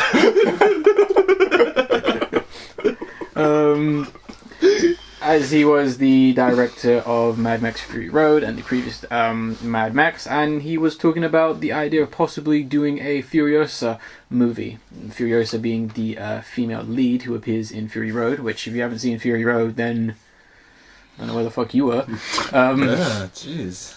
But yeah, so we basically talked about the idea of like doing a film with her, and which is interesting, and also went into the idea of like obviously, you know, the process in which doing these films. There was a bit of a situation. People thought he'd never do one after doing so many interviews of saying he would. That's bullshit. The journalist who was from, I want to kind of just like you know, call her out real quick, but I can't remember who she's from. But all I know is the female, and she done goofed. Yeah. Because yeah, I'm surprised if you still have your job. But yeah, George Miller's basically talking about the Furiosa film, which I think we're more interested in, and that's she is a pretty compelling character, so it'd be great to tell her story. I mean, technically, Fury Road did tell her story, so it could go with her like controlling the Citadel, or it could do what they did with Mad Max, where the first film tells the story, and then the next one is her winding up in other people's stories. George Miller also went on to say her backstory is pretty interesting. We've only alluded to it in this movie. In this movie, On the Run, people don't have much time for relative talk. You have a sense of her having gone through stuff. That's what the movie's trying to do. You know, you're trying to put a lot of iceberg on under the tip, like I'm saying. You know. So it's going to be kind of prequel-ish. The thing is, in a way, could be. I mean, I think the way you need to do prequels, and this is the only prequels that work, is when it has nothing to do with the original film. Yes. And if he just wanted to do just Furiosa, aka Mad Max 5, fine with me. The thing is, I don't really like the idea of it, because I think what made Furiosa so interesting is the dynamic between her and Max. Yeah. That's what I thought was gold. I didn't really like her character as much. I mean, I just liked how they reacted. Yeah. I mean, I think, if anything, it'd have to do with the green, that whole thing they talk about in the film, which her from her childhood. But I'm not really sure what they can do without it relying too much on Immortan Joe and the Citadel and all that stuff. I mean, we'll see. I trust George. Yeah, I'm not I looking do forward too. to this. I think it's a bad idea. I think loads of people, don't get me wrong, the minority want to watch this, but I don't really give a crap. I just want to see Mad Max. Yeah. It's badass, and he's got the voice perfect. That's what I loved about it. I agree. I mean, I trust George Miller, as you were going to say. I think it will be a good film, but I do remember him saying about he wanted to do a film and it was called Mad Max: The Wasteland, which I'm looking forward to. That sounds brilliant. But that, whether he changes the name or he changes the concept or anything, I think he has been saying he didn't want to make any more Mad Max movies. So. Yeah, that was obviously debunked. That was the lady who done goofed. Oh really? Yeah. That was her just fucking up. Idiot! I read that yesterday. Because what he said was he was he's not doing one next. Misrepresented, but he basically said, "Oh, I don't want to do one right now. That's not going to be the next film." That's what you meant. Oh, yeah. So stupid. She messed it up. Yeah, I don't know where she was getting that from. I think even George Miller, being as nice as he was kind of just like, "Oh, it was windy and it was on the carpet, red carpet." She mistranslated it, you know. Yeah. You know, he wasn't about to be like, "This woman's room," you know. Yeah. But you know, I mean, I think also it was like that though. That would have been funny. I know an interviewer has proposed the idea of this Furiosa film being Mad Max Furiosa Road, which would be a nice kind of name. I like that. It's a bit cheesy, and even he said in the interview that's nice. Yeah. But we'll see. Okay, but you know, I thought Please don't. what? Please don't, George. Don't make a Furiosa movie. You gotta trust the man on this. I do trust him. I just don't like the idea of it. Okay. All right, moving to ideas we do like, Ooh, and back to Netflix. The fact that there is going to be some new animated Netflix series. One having Guillermo del Toro attached to Trollhunters, which is a can't remember if it's it was a DreamWorks animated film or not, but yeah, it's Trollhunters. Yeah, so it's a DreamWorks based animated series, which is good because DreamWorks often do good TV series. A lot of people like the Dragons one, the Kung Fu Panda one's pretty good. The Croods one is not very good because it looks like the most basic of animation of all time. This is going to be in a all little secret for those who listen to the podcast. Going to be in upcoming impressions, but yeah, it's hard to go from a film that looks that good to animation that looks that basic. No Nicolas Cage, and it's just like, oh. See, I would like to say most of those that you mentioned are already on Netflix. Yeah, but they're not exclusive. No. The Croods is. Yeah. And the Peabody and Sherman one is. Yeah. So it's definitely Netflix are trusting like DreamWorks with the TV shows. And Del Toro, as soon as he's working on a this Trollhunter series, which is very vague, is based on a story that's been in the works for a while. We don't know that much about it, and I'd rather not know that much about it because I trust Del Toro. And also a reimagining remake of Voltron, which is very interesting, which is a somewhat Transformers, Power Rangers-esque show that ran in late 80s, early 90s about robot cats that kind of form to make Voltron and they kind of go and fight evil. Very old school. I would love to see this series get just some fantastic Trigger-like animation to it. These are two to watch. I can't wait for the DVD. Notice how I don't say I will be watching this on Netflix or pirating it. I will say I will buy the DVD. And I got to rewatch Voltron. Might even do a review.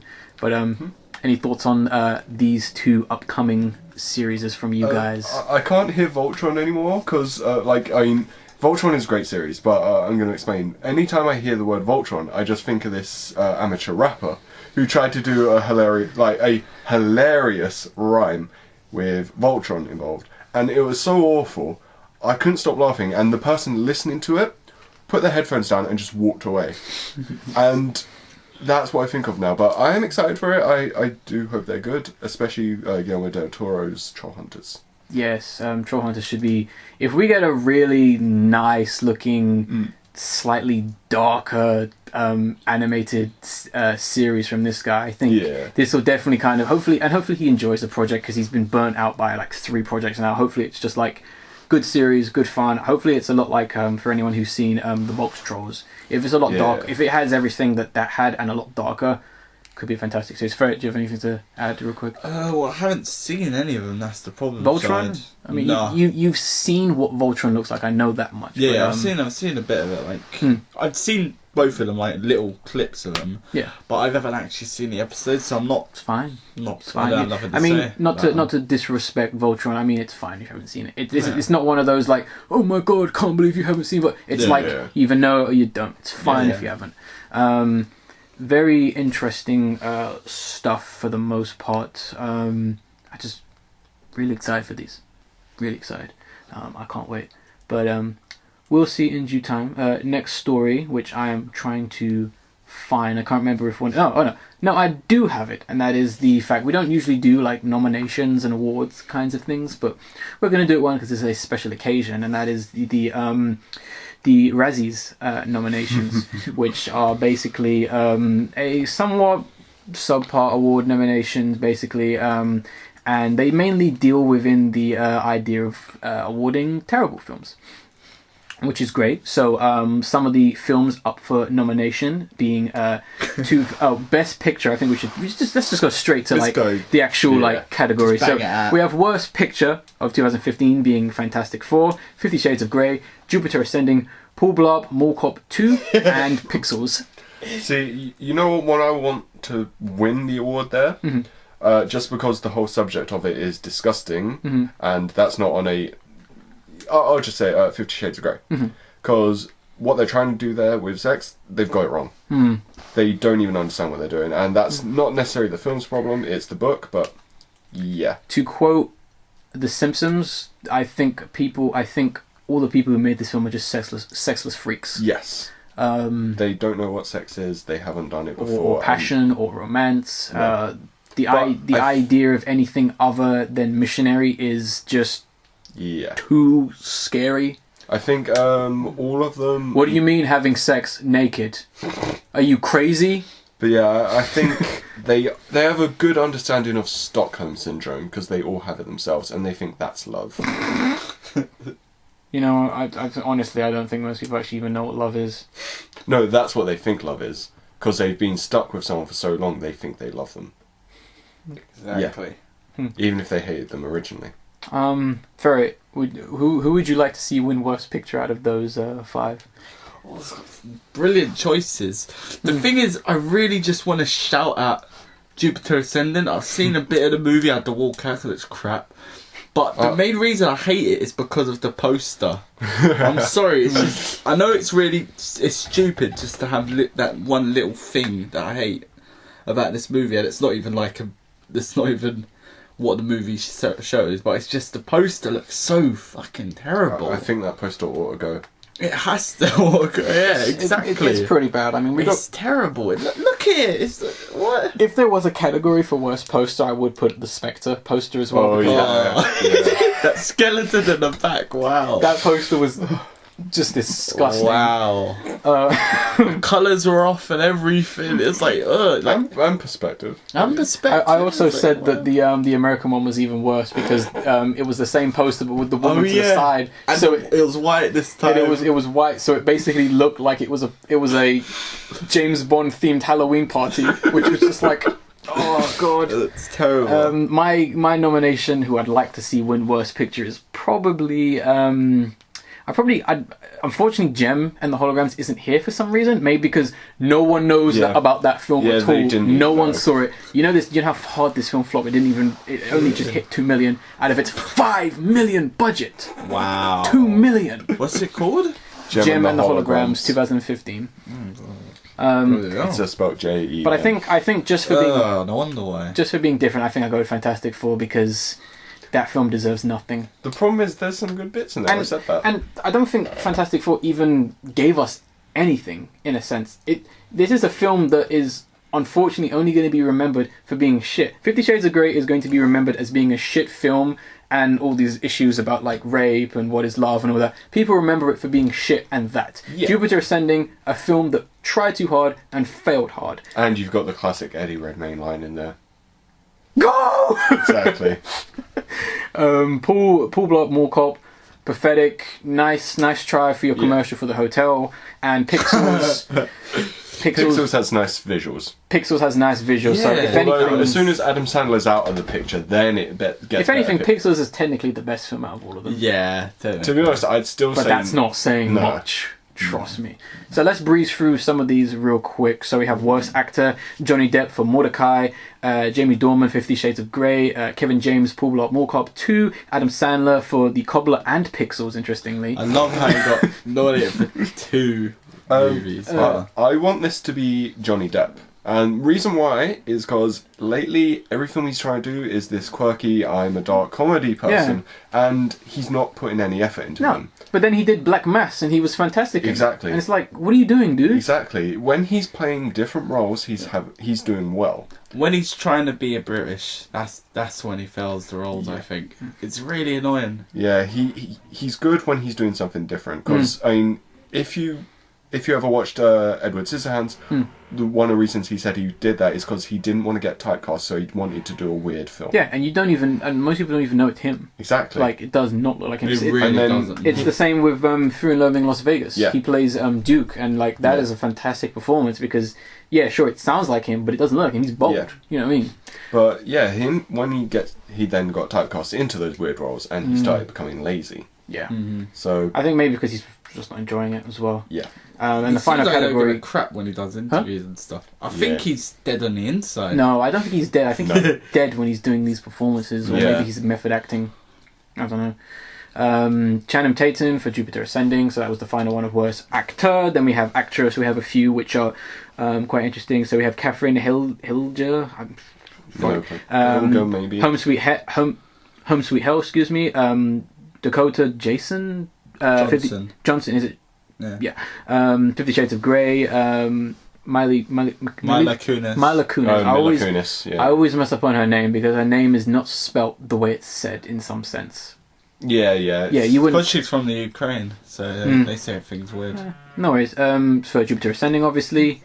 No, it was a door. It's the door opening. Jennifer Lopez, The Boy Next Door, and Gwyneth Paltrow with Mordecai. Wow, I'm surprised. Yeah, she was in really that. Good. Yeah. I'm going to say just for consistency, Gwyneth Paltrow and Mordecai, because Mordecai doesn't deserve to, exist. Worst, we'll breeze through. We won't bother with doing that's what we fine. think is worst because we're going to breeze through these real quick because we've got another list of awards to go through. So we geez. have worst supporting actor, Chevy Chase, Hot Tub Time Machine 2, and Vacation, but I believe the film is The Vacation. Yeah. Josh Gad with Pixels and The Wedding Ringer. Kevin James, Pixels. So that's 2 for Pixels, interesting enough. Jason Lee for Alvin and the Chipmunks Road Trip. And Eddie Redmayne for Jupiter Ascending. Oh, I'm surprised as love well. They're good actors. Yeah. Good actors, bad roles. That's what script. you get. Kevin James is good. Jason Lee is Kevin fine. James is never good. Kevin James, he can be is good. right. He's No. funny. Oh, no, excuse me, Josh Gad. I meant Josh to say. Gad is sorry, good, I yeah. like sorry, Kevin James. sorry. It's funny. No, Kevin James is a piece Sorry, of shit. my bad. Worst supporting actress, we have Kyla Kokua Swearing. Sweating. Sweating. It's I stupid have name. no idea who that Sweating? is. Oh It's my the girl from Big Bang Theory. Penny. Oh, Kaylee Cuoco, yeah. Okay, in Alvin and the Chipmunks, The Road Chip, and The Wedding Ringer. Rooney Mara for Pan. Oh, yeah, that's hilarious. Who is? I don't know who that is. Rooney Mara is Kate Mara's sister. Kate Mara was in Fantastic Four as Invisible Woman. Rooney Mara was the one with the weird hat in Pan. You know, the massive head Oh, okay. thing. They were competing for worst role in 2015. So Michelle Morgan, I think that's for Pixels. I think that's the woman who doesn't talk. Maybe. Oh, what, the blonde one who just stands there? Maybe. Okay. Julian Moore, Seventh Son. And then there's Amanda Stayfield, excuse me. Love the Coopers and Pan. Stupid name. Love the Coopers. I've never even heard of that film. No, same. Do you know what? Something's weird about the worst remake rip-off sequels. Yeah, we're just getting to that. So we have Something's wrong about the top. worst. Yeah, as you just said. So we have Alvin and the Chipmunks, The Road Trip. That's bollocks. Fantastic Four, Hot Tub Time Machine 2, Human Centipede 3, the final sequence. In brackets, I'm not sure if that's the ending of the film or the tagline. I think that's It's the final scene. the subtitle name for it. Is it? Yeah, is that not? I don't know. Okay. That's what I was asking. And Paul Blart Mall Cop 2. Worst scene combo. What? Worst screen combo. All 4 Fantastics in Fantastic Four. No, the problem is they had some good chemistry. They just weren't given enough scenes. They're here. Johnny Depp and his glued-on moustache. Oh, yeah.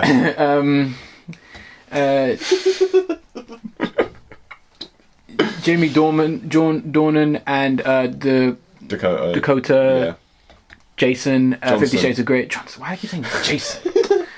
Jason! 50 Shades of Grey. Then we have Kevin James and either his surrogate or his glued-on moustache for Paul Blart Mall Cop 2, and Adam Sandler and any pair of shoes on the cobbler. Oh boy. I want more award ceremonies to have that. Oh boy.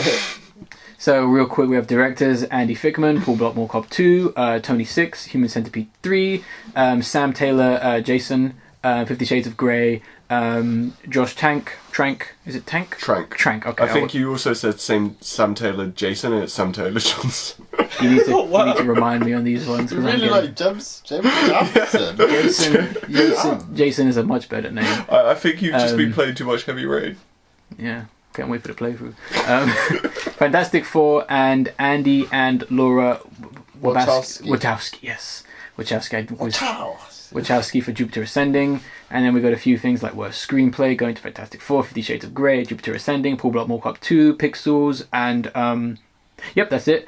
And the Razzie Remond Awards being Elizabeth Banks, Redeemer, Elizabeth Banks, winner of movie 47, multiple hit movies this year. M. Night Shyamalan, winner, former director of The Visit. Will Smith, following up after After Earth and Conclusion, and Sylvester Stallone for Creed. which is interesting. So they end it on a nice note. So they're kind of like, these people did some shit work, but hey, they tried. All-time Razzie champ, really? Wow. Who's that? M Night? No, Sylvester Stallone. Yeah, I was surprised with Stallone because I've heard good things from him and Creed. Yeah, I mean the guy. This is kind of. That's probably why. You couldn't hear him. That's right. They didn't know he was actually giving helpful advice. They thought he was drunk. Yeah. Alright, moving on to the next story. So that is the Square Enix. Mr. I wanna be Konami, let me fuck up this year. Oh yeah.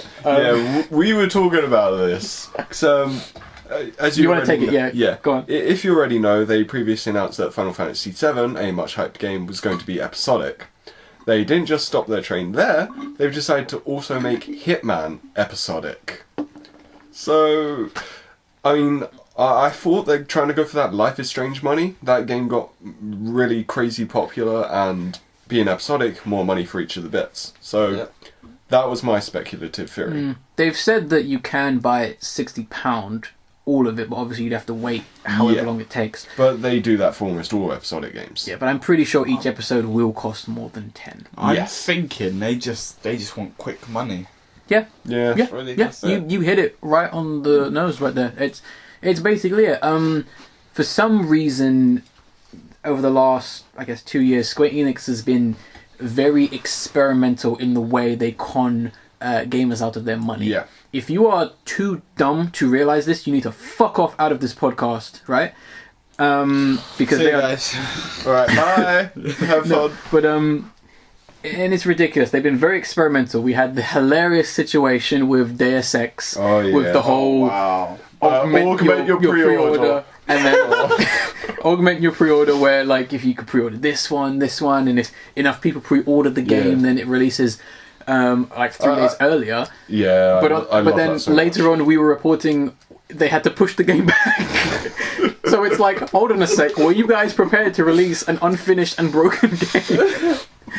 Like, oh my gosh. I completely forgot that was Square Enix, because I know it's IDOS. Yeah, they're publishing it though, but obviously, unfortunately, they have the last say. Now people know this is why Square Enix nearly went bust Exactly. for Final Fantasy Reborn. Oh yeah. That fucking. And they had to refix the whole game. No, they didn't refix it. They ended it. Yeah. They said fuck it. A Realm Reborn? I thought.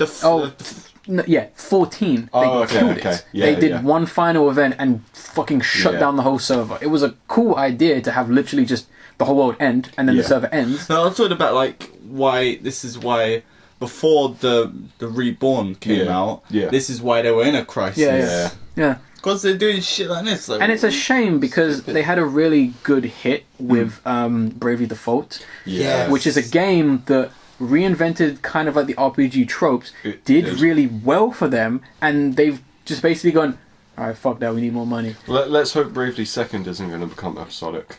From what I've heard, I'm hearing good things. Oh, good. Which is, I need to play the first one, but I find this story so funny because who the fuck wants to play a Hitman episodically? Yeah, really? It's like, you pick Hitman as well. I mean, that's a dying franchise. That's all be serious. Considering the last game. Yeah. Last movie as well. That didn't help. Oh, that movie is so 47 hilarious. or whatever it's called. Agent 47. Trust me, you get some like popcorn and stuff and just sit with your friends. It's hilarious. I mean, I don't like the idea of this. I mean, they've tried to jazz it up by saying, oh, we're gonna each episode has like a different area and all that, and it's like maybe. So like a small part of the original games. Yeah. That's it. Yeah, I mean, you know, if Square Enix, I mean, you know, it's fine if you want to be different, but don't be fucking people over at the same time. Yeah, if they want to be different, they should say, hey, Hitman's coming out earlier than we thought, it's completely done, and you get some free DLC. And it's not shit. We even got, like, the creators from the original game to come on board. Do you think that this game, even being episodic, would actually put more life into the dying franchise as it is? No. No, not at all. way. That is a resounding no. I've never played a Hitman game. I've never really been interested in them other than the first 3. I've actually played all of them. Oh, okay. The originals were good. All The of it, more yeah. recent ones were awful. Oh dear me. Well, I played all besides the mobile ones. I 'Cause love no- the ones when you had the text in the computer ones, so you had to type in the Oh, text yeah, for that yeah, one. That yeah. one's cool. Hitman, the episodic, as I guess it should really be called now, is going to be releasing on February 14th, so that's not too far from now, which means it's Isn't going to that get Valentine's? slaughtered on Valentine's Day Yeah. and the day Deadpool is released. There you So go, Oh, my Deadpool's love. released on the 12th, actually. is it 12 for yeah. us? Yeah. So it's 14 for America then. That's so dumb. Why would you just like Valentine's? Who You're- released Hitman Here on you go, my Valentine's? darling. Here's a game where you can murder people. Here's Hitman. Here's No. Hitman, everything you wanted. You know what the funniest thing is? If you're a WWE, WWF fan, you'd know that there was a wrestler called Bret the Hitman Hart, who had heart logos everywhere on his outfit. That's sweet. No, he was actually badass. I'm not kidding. That actually does But, sound cool. Yeah, so maybe if they've got some deal going on with WWE, it might actually be easy. Do you know what? I thought you said? I thought you said dildo right there. Yeah, they've got Jesus. a dildo with WWE. I think that's that- where it's coming up. Exactly, Oh Valentine's. my god, we figured it. Buy this and this is what you get with it. It's pleasing both. Dildo shaped like a sniper rifle, yeah. Oh, it's Oh, just got his bald head. No, it's like the It's like one of those fingers. It looks like his silver ball of guns. Yeah, exactly. Or the scope of a Okay. sniper rifle Yeah. gets bigger. Just put it on top of the control pad. No, that makes sense. It just goes like that as well. You play. I mean, I'd Vibrant much function. rather have that be a news story than this bullshit. Yeah. Oh gosh. All right, Ferret, I know you said you wanted to cover the story about Pokemon, so go ahead and take it away. Let's if you bang still through want to. this. Go Yeah. ahead, man. Alright, Pokemon's going to celebrate its 20th anniversary Woo! with a new 3DS bundle and a Super Bowl commercial, which is something they've never done before and something I'm actually really interested in, looking forward to. I'm hoping they confirm X. Yeah. Also Z. Z, yeah. But what they're going to release is, alongside the previously announced 3DS eShop re-releases of Pokemon Red and Blue And on Yellow. February on February the 27th.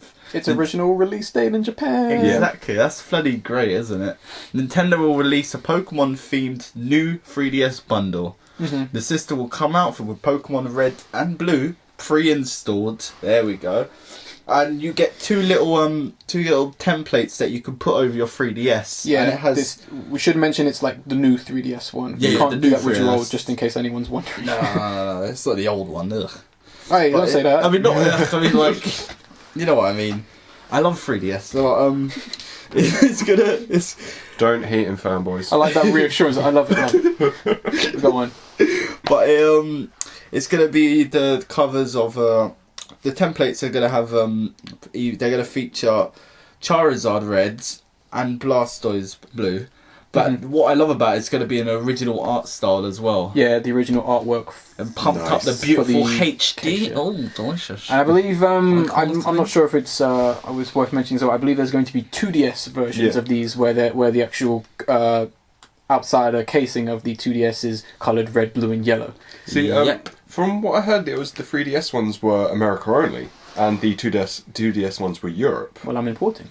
Yeah, but I could be wrong. You That's ain't just- stopping me. Yeah.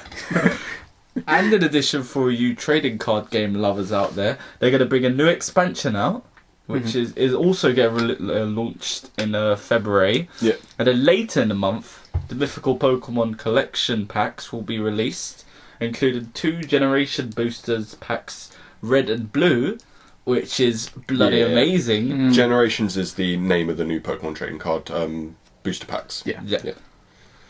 So yeah, that's going to be brilliant, ain't it? Awesome. Start saving money now.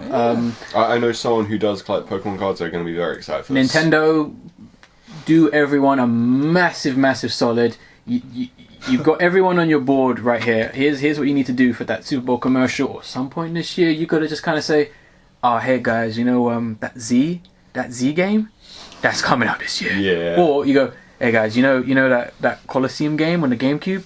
Yeah, we're doing another one of them." Oh. Or you go, "Hey guys, you know the original games, yeah, you know like the first 3, yeah. Well, here's that game, but as one whole game." Yeah, that would be great. That would be great. That's what they need to do, and I have a feeling they're going to do something like that. I think, if anything, it's going to be Z. You know, for the commercial, they should just have Reggie just sit down and talk through everything they're going to release. They should have Reggie. He'll sit there with like a bunch of Pokeballs, and it will be like, did you ever watch Golden Ball? Yeah, I love Yeah, that it'd be like show. that, and then he opens it and it says what's happening, and then he does it That again. would be brilliant, actually. See, why aren't I on Nintendo's marketing? I don't know. That's... All right, hold on a sec. We are going to have to cut that. I need to ring Nintendo.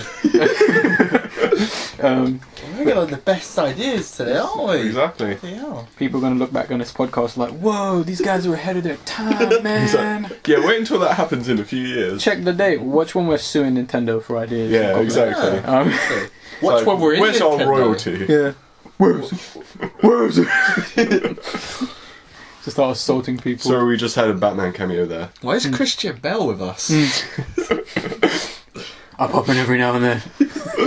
That's what he talks like in the third movie, isn't it? Yeah. Yeah, he said he's got to go to the what's that thing? Drop site or whatever. Drop site. He's like, He just continuously devolves through the films. yeah, he becomes an ape. First one, he says it beautifully.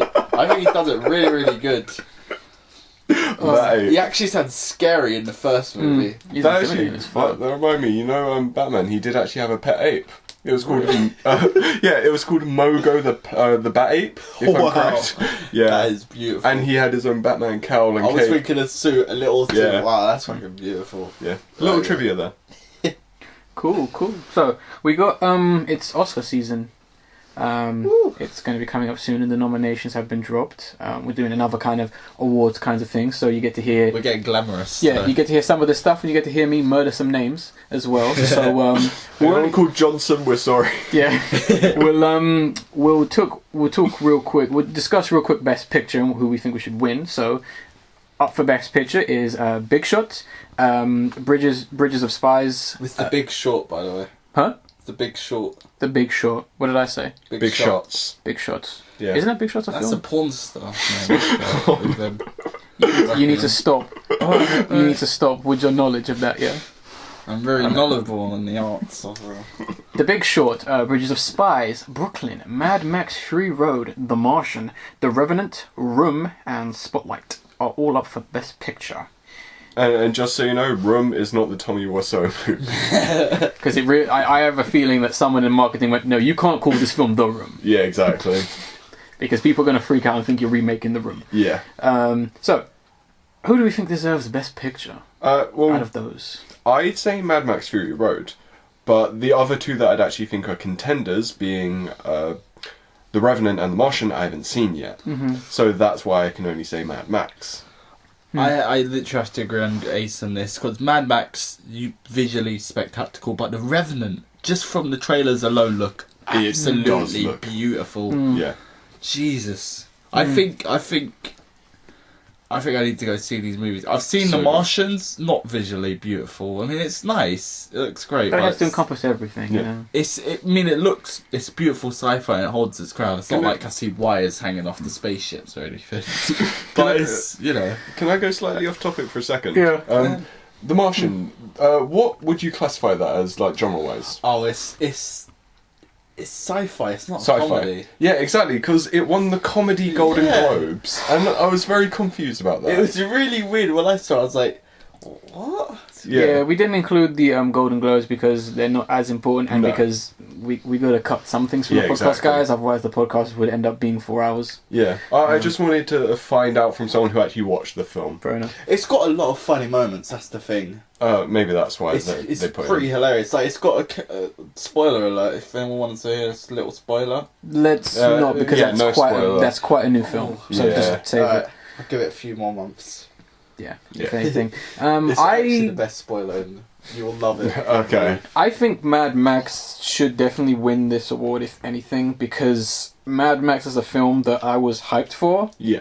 forgot about, then watched, not in a bad way, I just slipped my mind, watched it, was like, oh damn, this is refreshing, and it kind of just deserves it because it's like, it's really how you make a film. Yeah. And I think The Martian and The Revenant are those kinds of films, but I think Mad Max deserves it more for really just being that film that is so simplistic, but just works Yeah. in that sense. I mean, I think all three of those films are very simplistic, but like Mad Max is the simplest one because once again, like I keep saying, you can just boil it down Just to the drive it. idea of Yeah. a woman is meant to turn right, but she turns left. Yeah. That is the plot of the film, basically. And I mean, it just works fantastically. So we have Best Director for some of these films. I think for actually all of the films mentioned in Best Picture. So all the directors for that being like Adam McKay, George Miller. I cannot say Alejandro Gonzalez. thank Alejandro you. Gonzalez. Thank you. I Don't even try the third name. yeah, I'm not even bothering. That was throwing me off. I was like, What's Yeah. the third name? go and have a look at it. Where's? Alejandro Gonzalez Inarritu. I think that's it. Yeah. Although I kind of did a little French inflection there. I think instead. that heard it, might be I it. thought- Yeah, I think that might be it. Lenny Abrahamson, Abrahamson. I just want to Tom see you doing this award. Yeah. There we go. you come. It's like here's the award for a Dean deserve. Yeah, me and what's his name? John Travolta. John Travolta should definitely host the. I Yeah. think I love that. Just don't hold her face. Yeah, I'll smack it. Oh So we got Best Actor in Leading Role: Bryan Cranston for Trumbo, Matt Damon for The Martian, Leonardo DiCaprio for The Revenant, Ooh, my main boy. Michael Fassbender for Steve Jobs, Eddie Redmayne for The Dashing Girl, Danish. Danish. I say dashing. no. Well, maybe she is dashing. Dashing is a better name. That's anything. a really good. The dashing. I mean, Should we make a dashing girl? We should. could do that. Eddie Redman. No, Eddie Redmayne should win for Jupiter Ascending. Should I just intentionally like ruin these names now? No, have attend them. Best actress, yes, best actress in leading role. We have Kate Kate. Blanchett. Was it Brie? Yeah. Oh yeah. Brie Larson. The Room. Sorry, excuse me. Copyright, man. Copyright. Careful there, man. Jennifer Lawrence for Joy. Not Catherine. Charlotte, excuse me. Rampling for 45 years, a film I've not heard of. Don't ask me about this name. Never heard. I've never even heard Can of. you see Just 45 years. That one. Brooklyn. Yeah, That's a real mindfucker. What? Saoirse Ronan, possibly. And I'm only guessing that because of a band called Saoirse, which has similar spelling. Oh, I wasn't actually referring to that. I was actually referring to. Well, I was actually wondering whether you meant about 45 years. But Oh, I have no clue what Yeah, that but is. that's Charlotte Rampling. yeah, Yeah. weird meant name the other nonetheless. Best actor in supporting role: Christian Bale in The Big Short, Tom Hardy, The Revenant, Mark Ruffalo, Spotlight, Mark Lawrence, Rylance, Bridges of Spies, Sylvester Stallone in Creed. Best actress in supporting role: Jennifer Jason Lee. Is it? Lee. Because I don't know Is it because Leigh?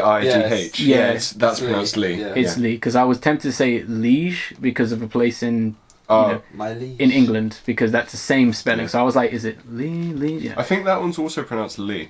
Yeah. But the place in London called Leigh-on-Sea Okay. is has this exact same spelling. I And thought that was Leon C. I you think can. It's Leigh-on-Sea okay. technically. The Hateful Eight. She's in Hateful Eight. Excuse me. Rooney Mara in Carol. Really? Huh? Wayne Rooney, nice. Carol. I would like to see him in an Oscar-nominated film. That would be interesting. Yeah, wait until they do a remake of Shrek. Ooh. Hard hits. There is a moment where he becomes human in a second, isn't there? Yeah.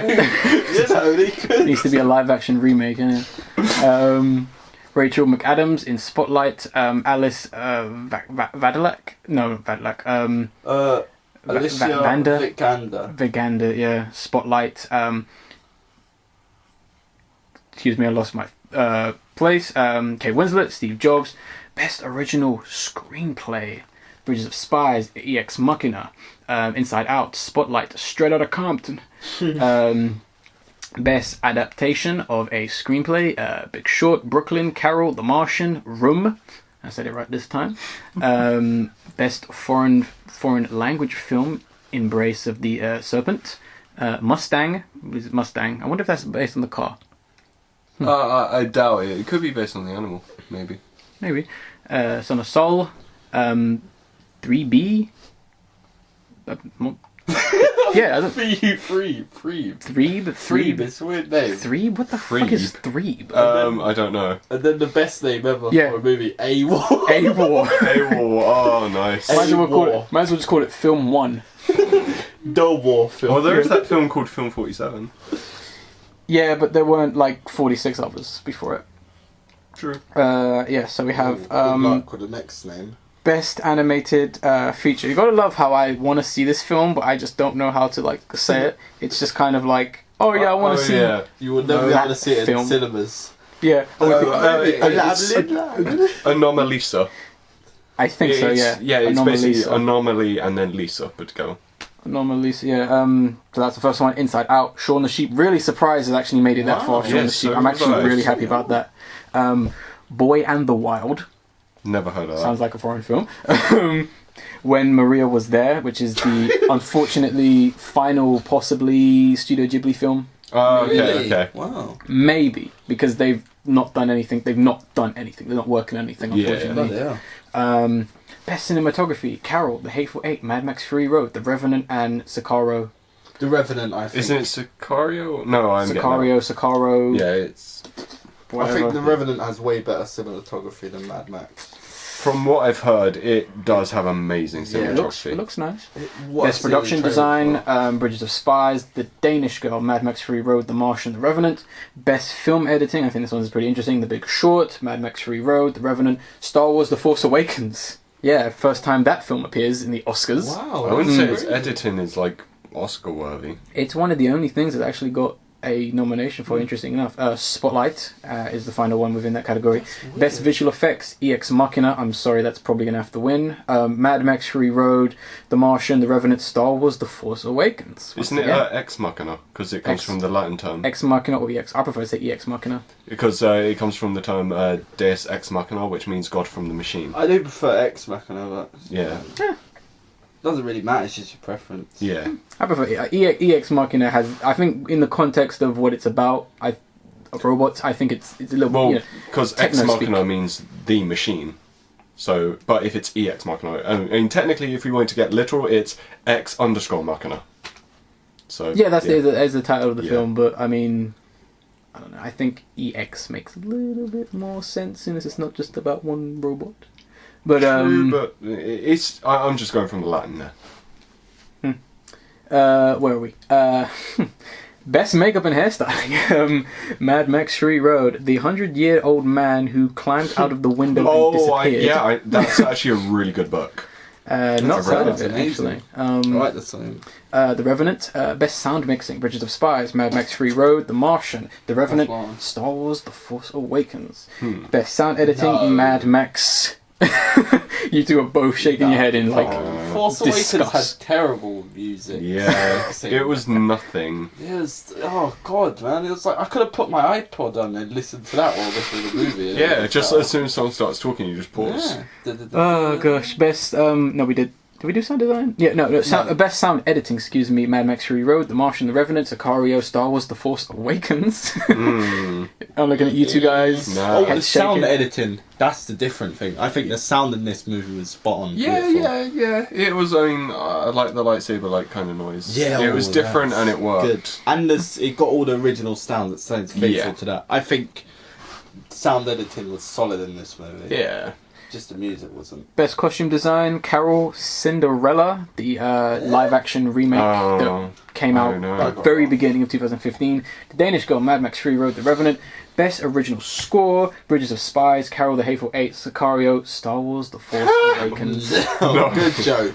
Good joke. It's costume design, or custom design.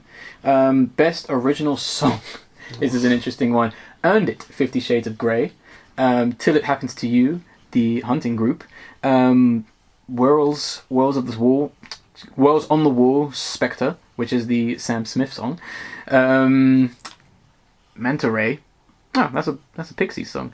Racing Extinction and Simple Song 3 by Youth.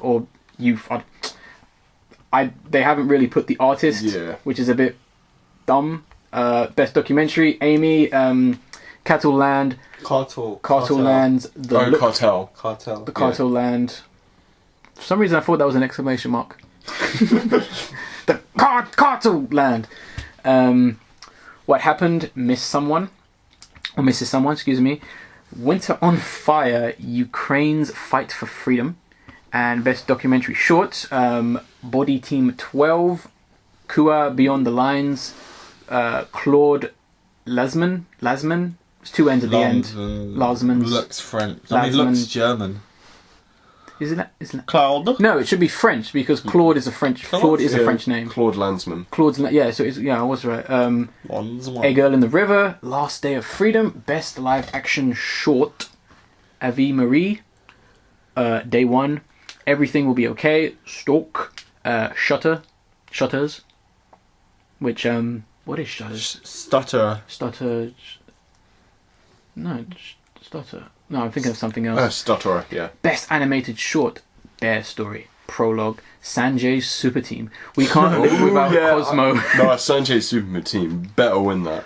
And World of Tomorrow. So that is all the Oscar nominations. I think we all know some very bizarre ones in there. And we're not just talking about ones we haven't heard of. We're talking about ones like Cinderella and Star Wars. Yeah. Weird placements for those. But as long as the people who deserve to win, I'll be happy with that. Next, we got the last three stories before we kind of do a quick discussion, and that is General Mills, the cereal, company, are basically launching Batman vs Superman cereals. There's not really much worth going into this other than the fact that this is dumb.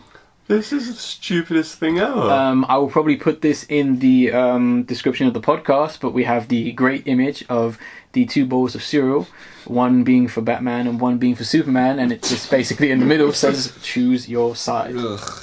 How about none? How about I don't care? I'll grab a bacon sandwich instead. I mean... That sounds better. Exactly. A lot better. What the hell? I mean, if this is your idea of marketing, I mean... The thing is, you see Star Wars is marketing. They have so much stuff everywhere. These guys... We got some cereal, mates. Got a bowl of cereal. I mean, Star Wars did do some pretty ridiculous stuff with some of their advertising, but I mean... Yeah, but they usually had some good stuff. Yeah, they had instead. some good stuff. Yeah. I mean, yeah, that's what I was about to say, but I mean... This seems to have nothing. When one of your only advertising things is cereal, it's like, oh, okay. I mean, sure, you have the makeup of Star Wars and the oranges, but you have the toys and the posters and all this other cool stuff that fans would actually really like. Like that bloody movable BB-8, I want that. Oh, so that's cool. Brilliant. Little robot toy. But this story is dumb. The next story is dumb, but pretty funny at the same time. So essentially, a man walked into a video game store, I believe the store Target within America, and pissed on a couple of the games. The Pennsylvanian police managed to nab the man who exposed himself in a Target store and proceeded to pee on the store's video games. Wow. Did it say what specific game? Yeah, the thing it said. It said. I haven't quite found that. The gentleman who was apparently not interested in Targets recently concluded buy 2 get 1 free game. So I love that. That's brilliant. I think the person who read this article that we're reading from is just actually taking the piss. He's with laughing. the way they're writing, yeah. He's actually laughing. Because it's a dumb as hell story. I mean, there is an image of this guy if you actually look up the article. And you said he looked like someone? Look like look at the picture if you find the article. We will link it in the we'll link this article in the description because it's worth reading because it is a good read. You'll know what type of guy. You'll know what character he is from Prison Break if you watched it. Like, because he looks exactly like him. This is the kind of guy you could see on Crime Watch. Yeah. You just see his face pop up. Have you seen this man last seen urinating in public? Oh gosh, I mean, first we had the story of the one other guy like masturbating on a PS4 on display, and now this. Oh, please tell me he pressed open like the little tray as well. No, it was PS4 behind. It was doesn't have a behind tray, a does it? Oh, it doesn't. No. No, it doesn't have a tray. Just slide in. It was behind the screen. Ooh, that's even better. Maybe that's why he must. Maybe you got some ideas. But how? I bet everyone was just staring at that guy. He's masturbating over the PS4. They just heard Wait, some was- weird noises and went over. Was it over the PS4? No, it was a PS4 on like a shelf, but over like a display, like kind of. Oh, so it was glass on the thing? glass. Yeah. So I don't think Did he finish? I don't think he did because he was told to leave. Some guys kind of walked up to him, tapped him on the shoulder, and said, "Can you leave from what Sir, is could you gathered?" please leave. Because Can it's you so not finish? random. It's just like Who does that? I mean, same with both of these stories. The guy walked in, got his dick out, and started doing his thing. Same as the other guy. He walked in, apparently was displeased with the deal and pissed on it. What? Like, I can only imagine these people are either high or drunk, or they just said, "Won't this be funny, guys?"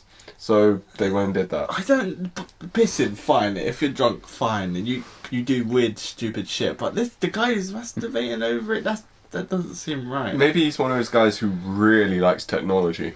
Oh, he's Probably that does. big of a fan. Yeah. I mean, there are people like marrying the DS and the pillows now in Japan. Oh yeah, marrying love pillows Oh, and the, stuff. the what's the term for them? Dakimara, I believe that's what Yeah. they're called. I'm not too sure, but it's, They've got their waifu. Or body Yeah. pillows. And... Maybe he wanted that PS4 to be his waifu. maybe he felt cheated. Yeah. Maybe she's like, she's cheating on me. She's on display. Or it could be a male PS4 and it's his husbando. Exactly. It's probably her husband. Exactly. It's like, he's getting all of that. That's Yeah. meant to be for me. He's Yeah. playing it. Crafty bastard. And the final news story before we move on to our discussion, and that's the fact that we actually have positive Square Enix news. Ooh. Does anyone particularly want to cover this story, or should I just do it? Okay, so essentially Square Enix is giving away the, I don't know what year this game came out, but the Omicron game, was the subtitle? The Nav Soul, which is a game that David Bowie, of all people, composed some of the music for, and I believe starred as 3 characters, including a singer within a fictional band. So they decided they're going to be giving that game away for free until the 29th of January. So if you have a PC, never played the game before, go download it. It's a very nice gesture from them. It's a nice kind of thing. I mean, it's regarded as a good game. It's got like reminds me a little bit of System Shock with a bit of like Lawnmower Man, the visuals of Lawnmower Man, I should say. But nice kind of way to end the story. And so now we move on to the discussion of the podcast real quick. And so we talked about movies a lot on this podcast, and we're going to talk about it some more for the most part. And that is the fact that I think this year, 2016, is going to be the year of the films for the most part. And so I have a quick... Huh? Definitely. Oh, okay. I have a quick list of some of the films actually coming out on 2016. So we're just going to kind of do a quick shout out. Looking forward to that, not looking forward to it real quick. So I'll go through the list. So obviously we are into January, so a few of these are already out. Okay, so we'll start off with our first film being The Hateful Eight. Yeah, I'm interested. Yep, definitely want to see Definitely this. I looking should forward to hopefully be seeing it next week. The Revenant, January Yes. 8th. Yeah, definitely. I'm gonna just download it illegally. No, go see No, it, please. give them money. I'm joking. I want to see it on full screen because that cinematography in the trailers. That just. Oh. Next we have January 8th as well, The Forest. No idea what this film is. No, It sounds like an artsy student film. I don't think they can see the I don't- forest for the trees. Exactly. January 29th, Kung Fu Panda 3. I'm down for that. I'm looking forward to this. Hopefully this ends the series. I've not been too big in Kung Fu Panda, so no. They're really good. Yeah. I watched the first one, enjoyed that, but not the second one. Second one's better. I And the didn't TV series is pretty TV good. series is I haven't surprisingly seen- decent. Yeah. the others. Which is cool. Next, January 29th as well, The Finest Hour, which is that weird Disney-produced film about some sailors who go off sea and they get fucked up. It looks boring as hell, No, so I don't care. is that the one that's got Tom Holland and Chris Hemsworth? Might be. Okay. Trying so hard not to make a porn joke when you said that. That sailors getting lost at sea. No, stop. We We Yeah, don't let's need not- your knowledge on Let's this. not. We've already talked about people relieving pleasure over a PS4. Next, February 5th, Hail Caesar. I believe this is... yes. I forget the guy. It's like the... George Clooney. That guy. No. Is I'm it? talking about the director. Oh, the I director. don't think it's the... I'm not sure if it's the Coen brothers, but it's... Yeah, I It's- think it is. It's either the Coen brothers or someone else brothers who are working on this. It's I basically swear a it's the film that Coens. is... It's Either the Coen Brothers or the people who did Winter Soldier. I It's can't the Stellansky brothers. because I think it might be the Winter Soldier people.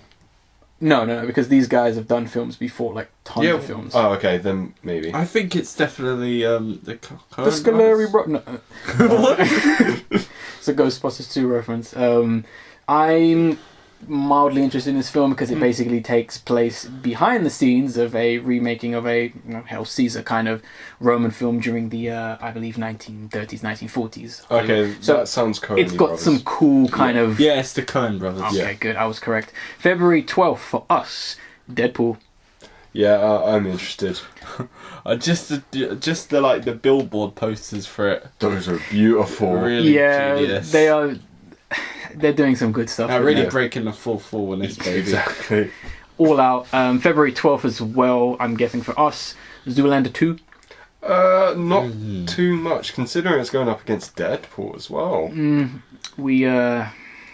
How is anyone interested in this I one? really hope it fails because I don't want to see Zoolander again, man. It's just using the same jokes Yeah, about this. We've ranted about this. Yeah, in we videos, have.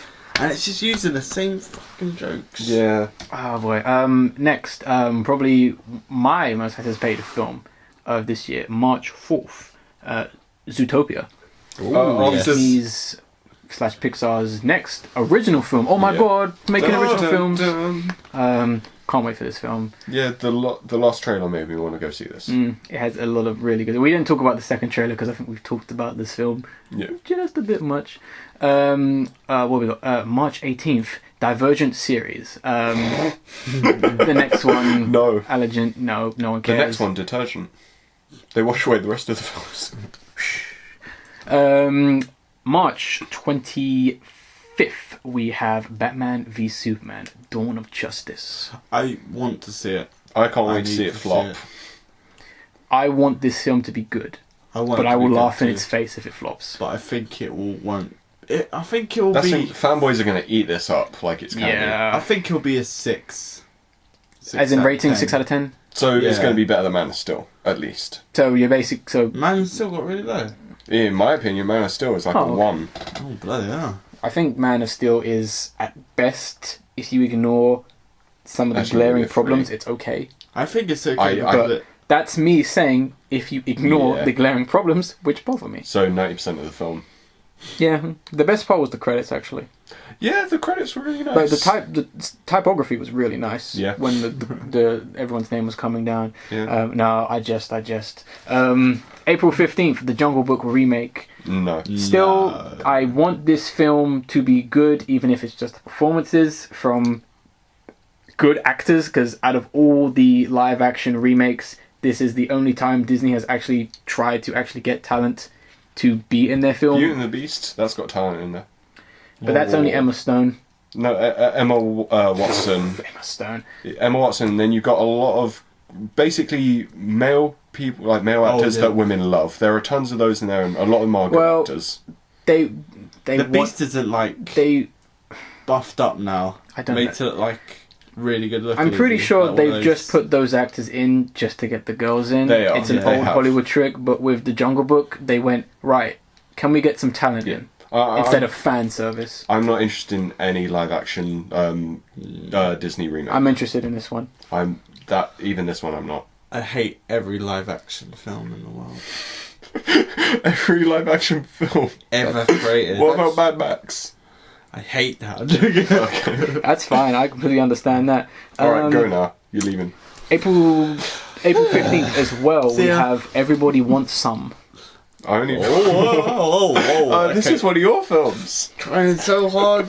No idea about this film, so I Stop. don't care. April 22nd, this one actually surprised me. The Huntsman, Winter's War. Oh, is this the Chris Snow White Hemsworth? and the Huntsman, yeah. Yeah. Very surprised this one is even coming out. Don't Yeah, care. same.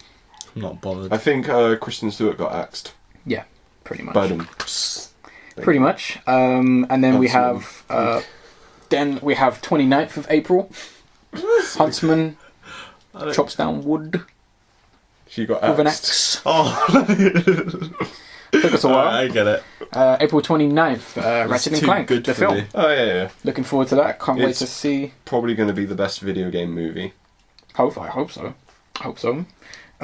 Next one, we have May 6th, Captain America Civil War. Yes, No. I'm interested. No? I'm split between this film, because I'd like to go see a Captain America film, because I've never seen any of them. You didn't see Winter Soldier? No. Oh, okay. I looked at it and went, oh, I've already seen the Raid 2, that's fine. No, trust me. I think Winter Soldier is the best Marvel movie, even above Avengers Really? 1 and above Guardians of the Galaxy. I hear that a lot, and Yeah. I think it is a good film, but it's just like, I just haven't, I've Yeah. just had no real interest to see them. It's not been like a, never see this film, but it's Yeah. like, just hasn't Yeah. happened. It will happen someday.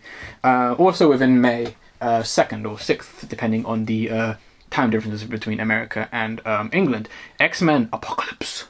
I'm interested to see the new cast and hope they do well. Well, there's a new cast in it. Yeah, because Yeah. they got new Jean Grey. It's Sansa Younger. Stark from Sophie Turner from Game of Thrones. Oh, Yeah, and Storm looks gorgeous. badass, and they got Jubilee, young Nightcrawler, young Cyclops. Ah. Yeah, some nice newbies. A sequel of Jennifer a... Lawrence is in it still, is she? Unfortunately, yes, God. and What are you she's doing? she's less blue in this one because she doesn't want to Oh, be Mystique. feminist or something. No, she just Is it? no, she just doesn't want to be Mystique. She just wants her face Really? Oh, because fuck this off. But no one Jennifer wants Lawrence. to see her, though. I know. That's the thing. It's the feminism thing, I bet. No, it's They're making literally, me turn blue, so No. that's against women. no, Yeah, she's so dumb. it's just because she's a fame whore. Yeah, basically, she's a fame whore. And a whore in general. See them pictures? Oh no! Oh no! No. Nah. We're not going there. I had to go there because I really hate her. She's so irritating. I'm just a normal girl. I'm a normal girl with £3 billion. Watch Winter's End. It's a good film with her in it. It was before she was famous. Sounds like a good Before porno. she was, what's the word? Before she was hungered. No, what's the word that, like, most girls suffer from, unfortunately, these days? Eager. Vanity? Yeah. Yeah. Eager. Next, we have Alice Through the Looking Glass, also being No. dropped on May 2nd. No. No? Yep, didn't think so. Here's another note for you. Now You See Me Too. July. Well, now you don't. June 10th. What? Yeah, this was a sequel to a film that was released a couple years ago about magicians who do Oh stuff. yeah, with Jesse Heisenberg. The greatest trick this film played is making them think it was a Christopher Nolan movie. That's a good one. That's clever thinking right there. Don't care about this film. My family seems to love this film despite the fact how shit it is. June 10th as well. Warcraft. Oh Yeah, yeah. so- As in World of Warcraft. I know someone who wants to go see it, and they want me to go see him with. So maybe. And so how did they take it when you said fuck off? Well, they're a close friend. You know them as well. Okay. Yeah. So how did they take it when you told them to... Well, they did their usual thing of just slapping me in the face. Okay. Their usual response to anything I say. Okay. That makes sense. I mean, I take it you didn't take it well then. So, Ferret, you No, I interested in really this film? want to see it. Okay, cool. I know we talked Excited. about this one to somewhat great lengths on the podcast. Yeah. Not the road with this film, which is a shame because I think this is one of those films that could do really well if it didn't could. have those glaring visual issues. That's the only thing that visuals do look a bit. I They really look think they sloppy. should have held back on the visuals until I mean, they were a little mastered. I'm thinking It's- that maybe they released a trailer and the visuals weren't finished. They yet. weren't. maybe. They weren't. Okay, good. Like Yeah. I'm very much aware those visuals were Yeah. not finished. Yeah, they were definitely told like, gotta get a trailer out quick. Yeah, Yeah. Oh, and I wish That's what I more think. films wouldn't do that. But I Yeah. mean, This is stupid. but other than that, the film story-wise didn't look that interesting to me. So I'm just not Mm, interested. Yeah. What I like about it is like got the name exactly right and everything. I'm glad it didn't What, say Warcraft? World of Warcraft, because if it did that, it would be Yeah. inaccurate. Well, it's Yeah. based before World of Warcraft. Exactly. really? Yeah, that's the Okay. thing. Another interesting one. I think we're hitting July now. 15th, Ghostbusters. No. The feminist version. That's that's Ghostbusters. But that's the thing. It might unfortunately be that version, soon as the studio might still be doing the all-male remake. Yeah. which Well, is really. I think that's still happening. If it is happening, that just goes to show how weak the studio is. If they've gone, okay, well, we can make some more money exploiting people's idea of sexism. Oh, people don't like women. Let's make a male one. No, you make the female one And make it good. exactly. It's funny what Ricky Gervais said about them. Ricky Gervais said about them. Go on. Did you guys hear it? No. He said like, "Oh, we're gonna remake a really good movie with a cheap, but don't have to pay them as much because they're women."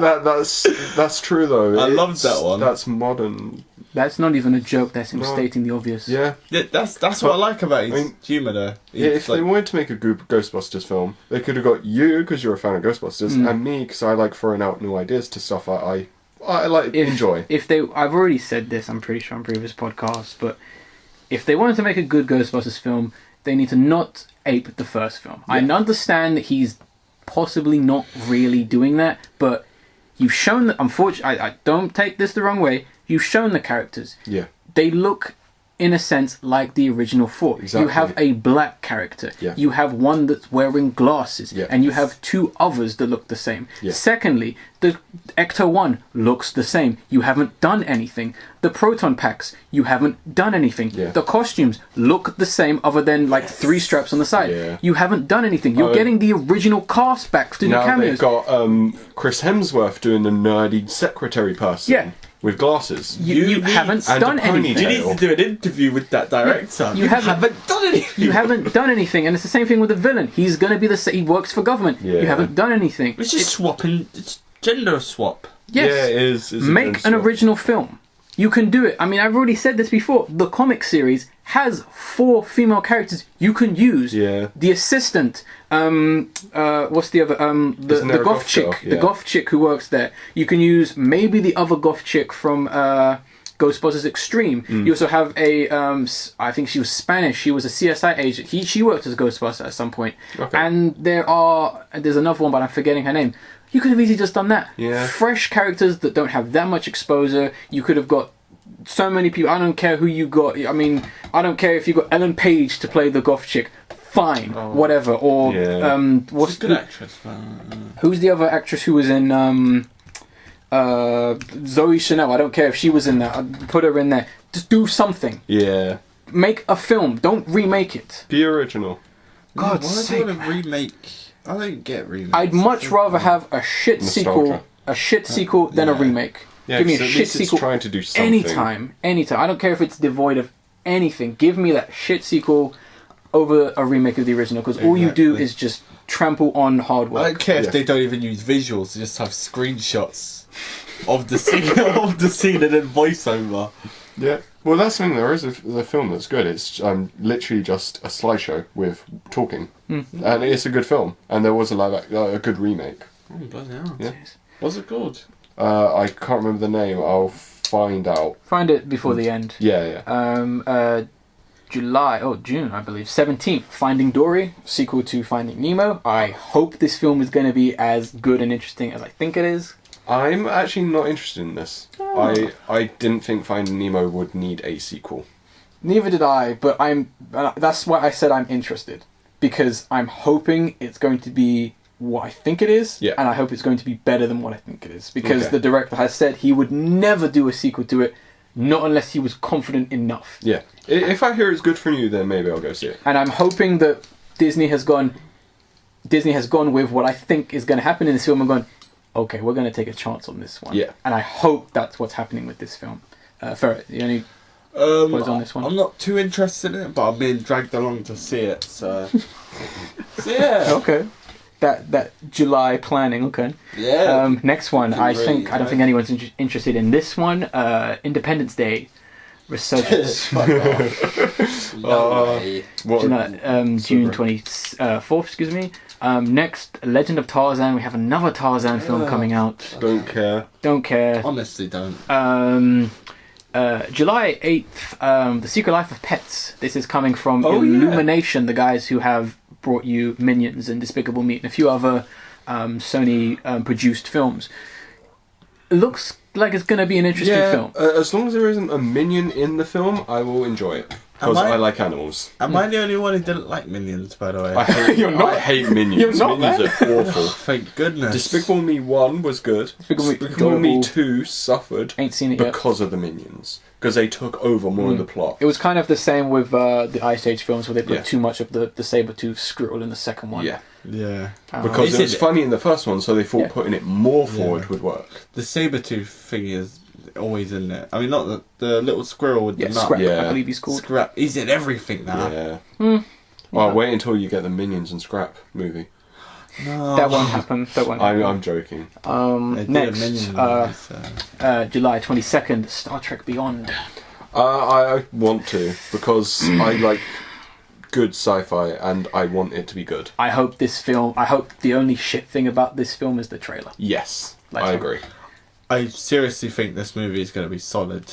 Okay. I have faith in this film. Yeah. I think they've literally just edited this film to be shit. Yeah. They've edited it for the dickheads.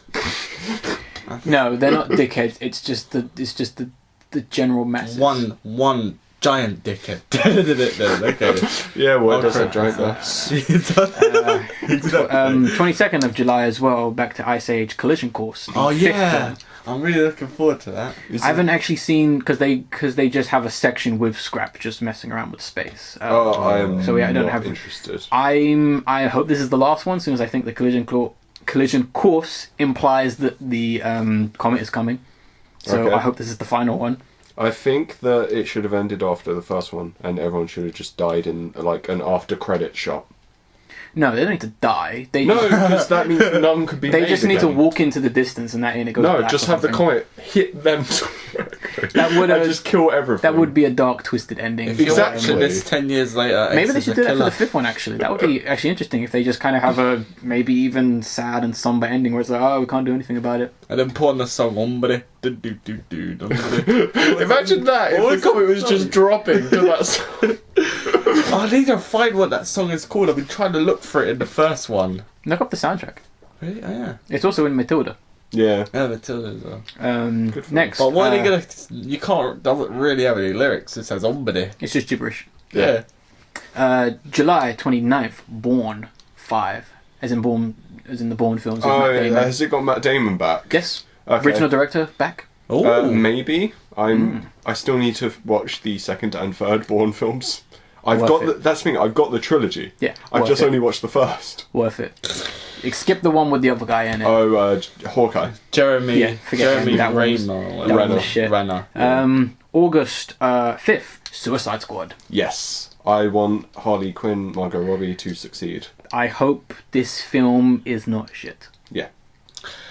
Although they did recently say that Batman has a fight scene in it.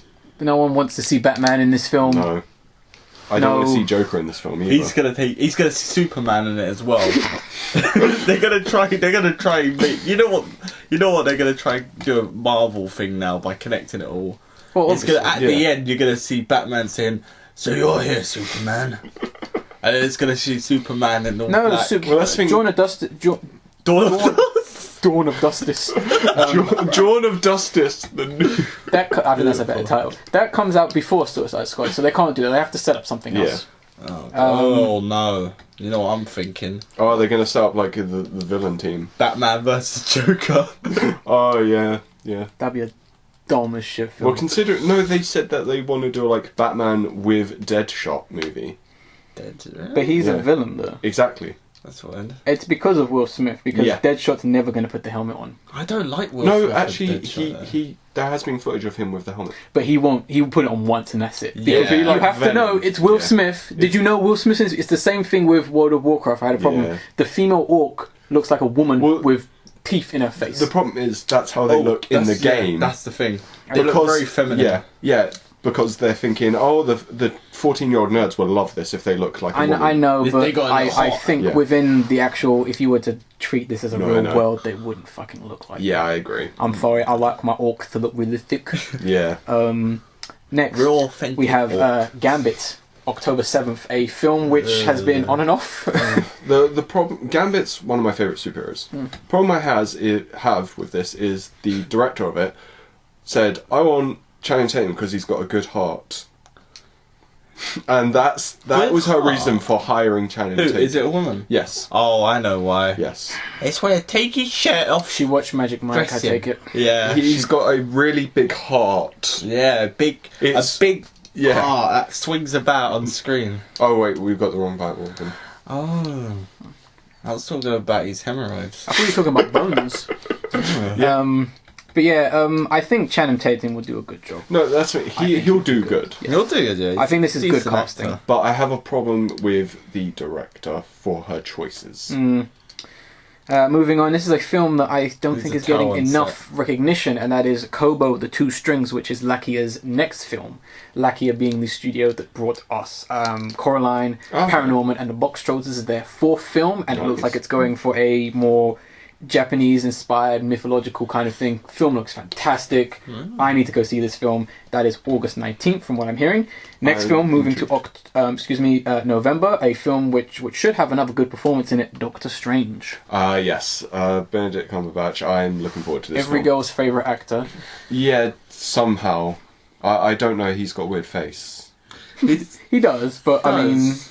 But I like he's a really good actor. No, He's a good he actor, is. I'm looking forward to this. He's got like odd good looks, if that's a term. Yeah, Ladies, well, comment in the section. Is that a thing? It was like with Matt Smith, and I thought both of them could have played No, alien villains Matt perfectly. Smith. All right, That's Calm down. That's a different thing. No, man. calm That's- down, he's- because I know you're gonna start Both talking of about him. Like, they both got those weird alien-y faces where they could play a Star Trek villain. So I don't understand how...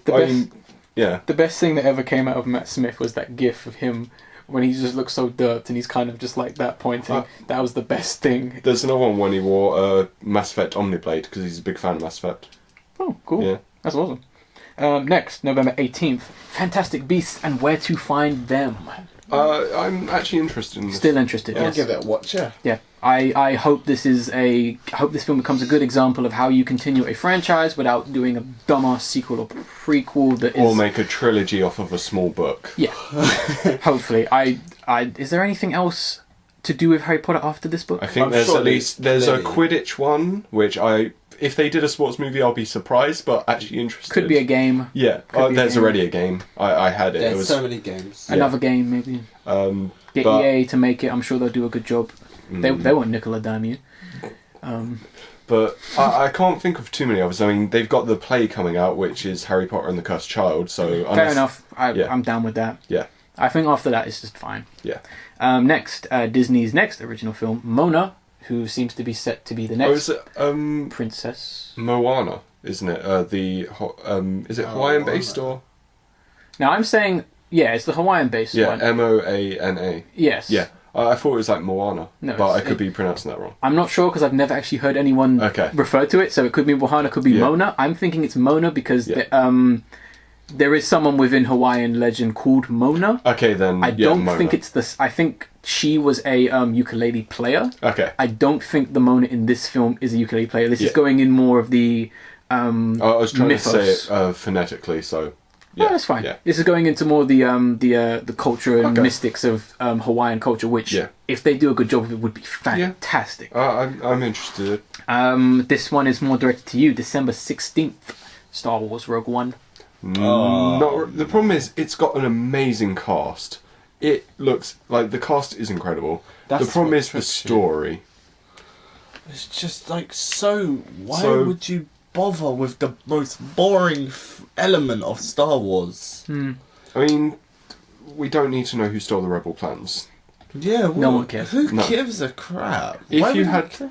This cast and you're doing your own side story and it was just fun, we had no idea what it was going to be, I would be interested. And the fact that they've confirmed, Darth Vader's in this movie, guys. We've done the costume, it looks good. It's gonna be in one scene where he looks at them. Well, I think, yeah. How would you know? But no, that's what I'm He's guessing. the new actor for Darth Vader. Shh, keep it on the low. Yeah. It's good if no one listens. Like, seriously, I think we could just be spilling government documents and they would never catch us at this rate. Area Seriously, 52 is under this studio. Yeah. seriously though, it's so stupid. Oh, Rogue One. Ugh. Yeah, I'm still mixed on this. And the final film, not, it's clear. final of two-ish, Bugger Assassin's Creed, December No. 21st. I like that they're not doing one of the video game stories. They're doing a new story within. I was like, props to you guys. Yeah, and they've got Fassbender, but I'm still not that interested because I've lost interest in Assassin's Creed. They just Like paid them a most lot of of the money. world. Yeah. And another film which has no date, and I don't think is going to come out this year, but it's a film that's still on my radar, and that is the Sly Cooper film. Ah, yeah. That is apparently still for 16, but we've had no date, no news, no trailer. I hope this film is not dead or cancelled. If it does come out, that's on my list. Interested. Okay. So we would be ending the podcast, but we actually forgot one news story, and that is the fact that we're going to quickly talk about 10 Cloverfield Lane, the trailer that dropped for the sequel yes. of Cloverfield. Now I know you two aren't a big fan of Cloverfield. There are some elements in there that I like, but the overall film I don't think works as well as it could have. I don't like the first movie at all. I think the film has some moments. Yeah. I think for what it tried to do, it did a good job. Towards the end, it gets dumb and stupid. Yes. I like the last shot at the very end. That's The a last great shot. shot is smart. That's a very smart kind of, oh, did you see it? Yeah. Kind of thing. But this film, very interesting trailer because it's doing the whole scenario of almost like a play, one room. Mm-hmm. That's what it seems like it's going to be. It's going to be the drama. It's going to be the talking. Yeah. The only reason I want to see this film is John Goodman. Yes, John Goodman. Yeah. I'm so excited he's in another film, and it's made me want to watch this. I mean, we've not really seen him in a role like this. I mean, No. Like we're talking leading. about we're talking about like sci-fi horror. You know, I don't know what the term. Sit down and talk kind of film. Yeah, like it really interesting. I mean, he's sold it for me, really. Yeah. Just hearing him, just no, don't go out. that was like, hello, Yeah. Odeon, can I pre-order my ticket, please? You know, Is it confirmed it's just taking place in this one location? it or? won't. No. Yeah, because It won't. It obviously won't. from the trailer you could gather that might just be the first 20 minutes. That's what I It really could thought be, was yeah. brilliant about It could be because I like you, that. if you look very closely, you'll see that you could piece. I think a dedicated fan could easily piece together sections of the scenes, trailer to exactly. They go. actually fit. Okay. Yeah. Like, I've noticed they fit quite well together, so they're clearly... And that's one thing I'm a fan early. of. Trailers that are either just one section of the film, Yes. or only use one section of the Yes. film. That is always good because I agree. Yeah. it shocks the shit out of the audience because they go, "Oh shit! Now the film's starting." You know. Yeah. The only issue I had with this film is the lady actress. See, I think it's less the actress and more of what they did. What they did with her. Yeah, Yeah. I should correct myself. I have no problem with the actress as she is. So, I Mary just, Elizabeth Winslet? Yeah, Mary Elizabeth Winslet. Winston. I think every shot she's Winslet. Winslet, I think, yeah. yeah. Every shot she's in, I think, is just it's just Well, everyone she's centred. I gotta disagree because I think she's one of the main reasons to watch it as well. but I saw her in the bed, she had a bit of panties on. she's just That's kind a of good reason to watch posing it. for the trailer. Yeah, Exactly. that's a problem That's- with that. And I But don't like it's. I would recommend watching this trailer, and it's like the last shot where she opens the door and she does the Oh, yeah, terrible that's just embarrassing. hand over mouth, and I'm like, I didn't like and I'm like, okay, That was funny. okay, no matter what she's seeing, that does not require. No one realistically is going to see whatever that is and go, "Oh my god, hand over mouth." you know, No it'd one be a does twist if that's actually not her hand. It's someone behind her who grabs her Damn, and pulls her down the stairs. damn. Actually, John Goodman. well, there was no force, so I don't know why they would just. Oh no, but they just did it slowly so she Not unless doesn't the know. hand had chloroform on it, and Yeah, they were exactly. like, okay, or I mean, even if that's the case, they did a good job on their nails, man. They're like black, like, damn, Yeah. man. John Goodman they have had to the have that face style. perfect when he was doing. Yeah. He did the trailer pose, didn't it? He was brilliant. That's how you do a trailer pose Yeah. that works well in the film, but I don't like the shot she's in. No. I can't wait to see more of this film. In some Yeah, sense. I mean, I hope they don't do more trailers where they give things away. No, I think that's it. Yeah, That's it, just release the film. I'd like to say something about this I was very happy with. It came out of nowhere. No one knew this was happening. I did, but that was the same day. Yeah. Literally, as soon as I got up at 7, I read it and I was like, "Oh, okay." So Yeah. this is, I didn't. I just went, "Oh, new Cloverfield film," and then the trailer dropped a couple hours later. But up until that day, Your statement still stands. nothing at all. I prefer it. Real quick as well, Conjuring 2, the trailer for Yes. that dropped. I've seen The Conjuring. Ferret, you've seen The Conjuring. Ace, you have not. No, I haven't. This is a film we gotta go show you at some point. Yeah. Just quickly, one thing. Yeah. It is a hand. You can tell. Okay. Look, Oh yeah, it is. I was just saying it couldn't possibly be different. but it looks so stupid. Her face. But yeah, I know carry it on. does. Yeah, I'm sorry. Like, Yeah. it's almost as bad as that How's shot that? in Jurassic Park 2, where the woman, she raises her hands to scream, and it's like, Yeah. no one is going to take up the effort to bring your hands back to bring them up just to Yeah. scream. No, if your child is being eaten by dinosaurs, you'd scream. Yeah, We need this to exactly. be the fucking. Oh yeah. That needs to be the Yeah. I mean, the picture. I don't know, because I think we were going to dedicate it to like David Bowie, Lemmy, and but Yeah. this is funny. we'll see. Maybe it might be halfway in between the podcasts. I don't know. It looks Could like end up splitting. looks like she looks like she's trying. Do you know what actors say a lot? They say like, "Oh, when you don't do anything if you want to portray emotion." But she looks like she's trying to do nothing, so she's trying. Do you see what I mean? But that's not the point of that scene. The point is you need to be But doing something but no, because of what you're seeing. Yeah. She's trying to look shocked, but she's doing that old acting thing where you don't react and people It's thinking. like, So look, she's Yeah. she's got no emotion on her face. there. you know what Wow. would have worked if she didn't have the hand there and her eyes just dilated. Oh, that like would be mad. good. That That would- even if it was special effects, that would have been like, oh, that's some heavy shit she's Exactly. seeing. And also, one just unfortunately going back to the trailer, prequel or sequel? What are we Or thinking? it could be mid-call where it's set at the same time as the film. Yeah, I mean, I'm thinking it's possibly set during the same time.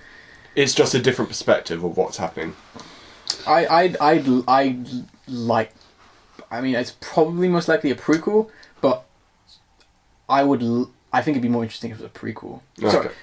Yeah, most likely a sequel, but I'd like it if it's a prequel, because then Okay. that goes, hold on a sec, because Yeah. we already know some prequel shenanigans stuff happened if you see Yeah. the first one, if you watch very closely. No, Yeah, that's, yeah. that's how you do it.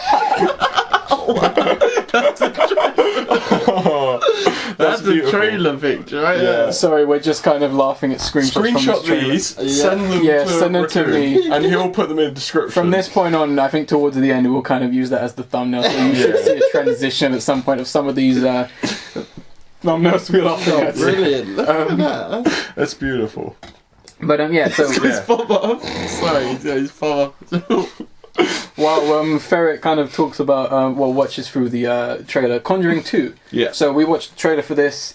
I'm really happy for this film. I'm very surprised they're doing a sequel Yeah. for the most part. I thought the trailer was very good until it got to one bit. Yeah, it's- In which the crosses, crucifixes that are all across the room, they started turning upside down. And I couldn't stop but laugh every time I saw this. Yeah. Because first thing I thought, oh, there's someone on the other side of the wall just like cranking it so it's spinning.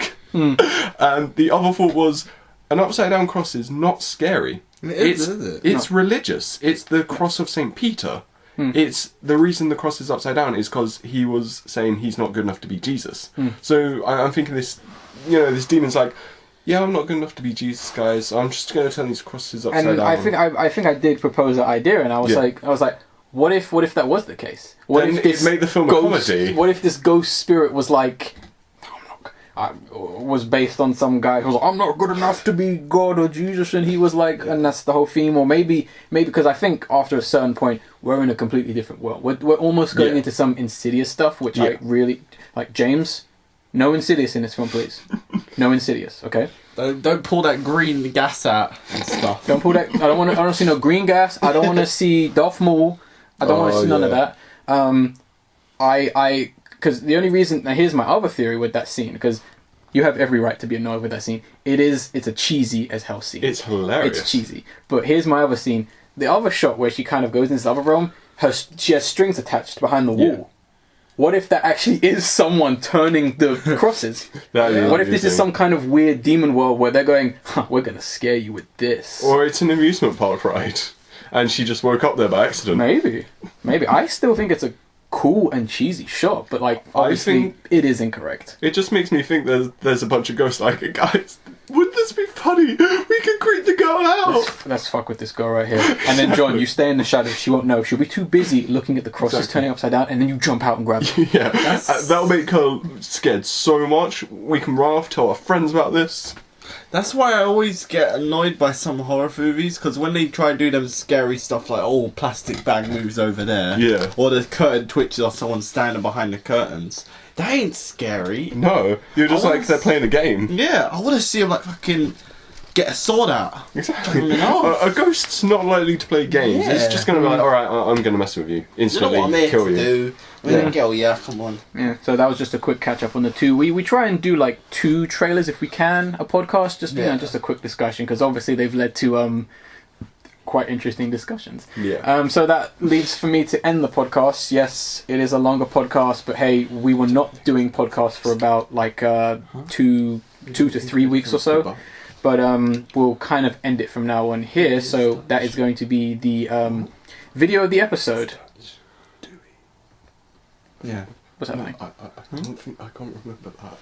What's happening? I figured of a saying, let's say goodbye. Yeah, What do you mean a saying? Like, so instead of Auf Wiedersehen, that was so last year. yeah, come on. Literally. All right. Literally, so last year, get with the times. Come on. Exactly. All right. Well, I guess I ain't gonna cut that, as soon as it is relevant to the podcast to some extent. So back to the video of the episode. Yes, it's now video of the episode, not video of the week, because we do these every 2 weeks, and that is going to be the by Mega 64, and that is Todd and Aaron's Game Awards 2015 by Mega 64. These guys do a fantastic job with every award season, and they nail it hands down. So Yeah. I mean, our podcast was good and went to depths, but nah, that's where the real awards are. So that is going Okay. to be in the description right there. And so now we are going to be editing the podcast. Now, unless there's anything else you guys want to add before I do so. No. No. Good.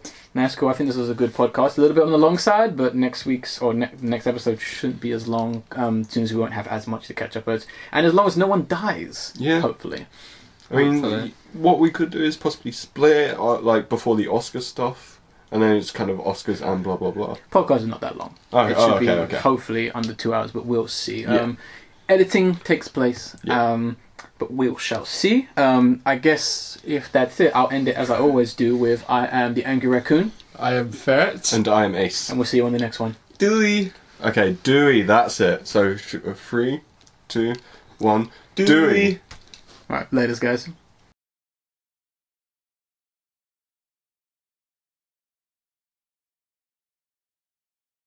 And when he takes off his mask, he's just some like little I was child. really disappointed when he took out his ass. I was thinking like some guy looking like Peter Cushing.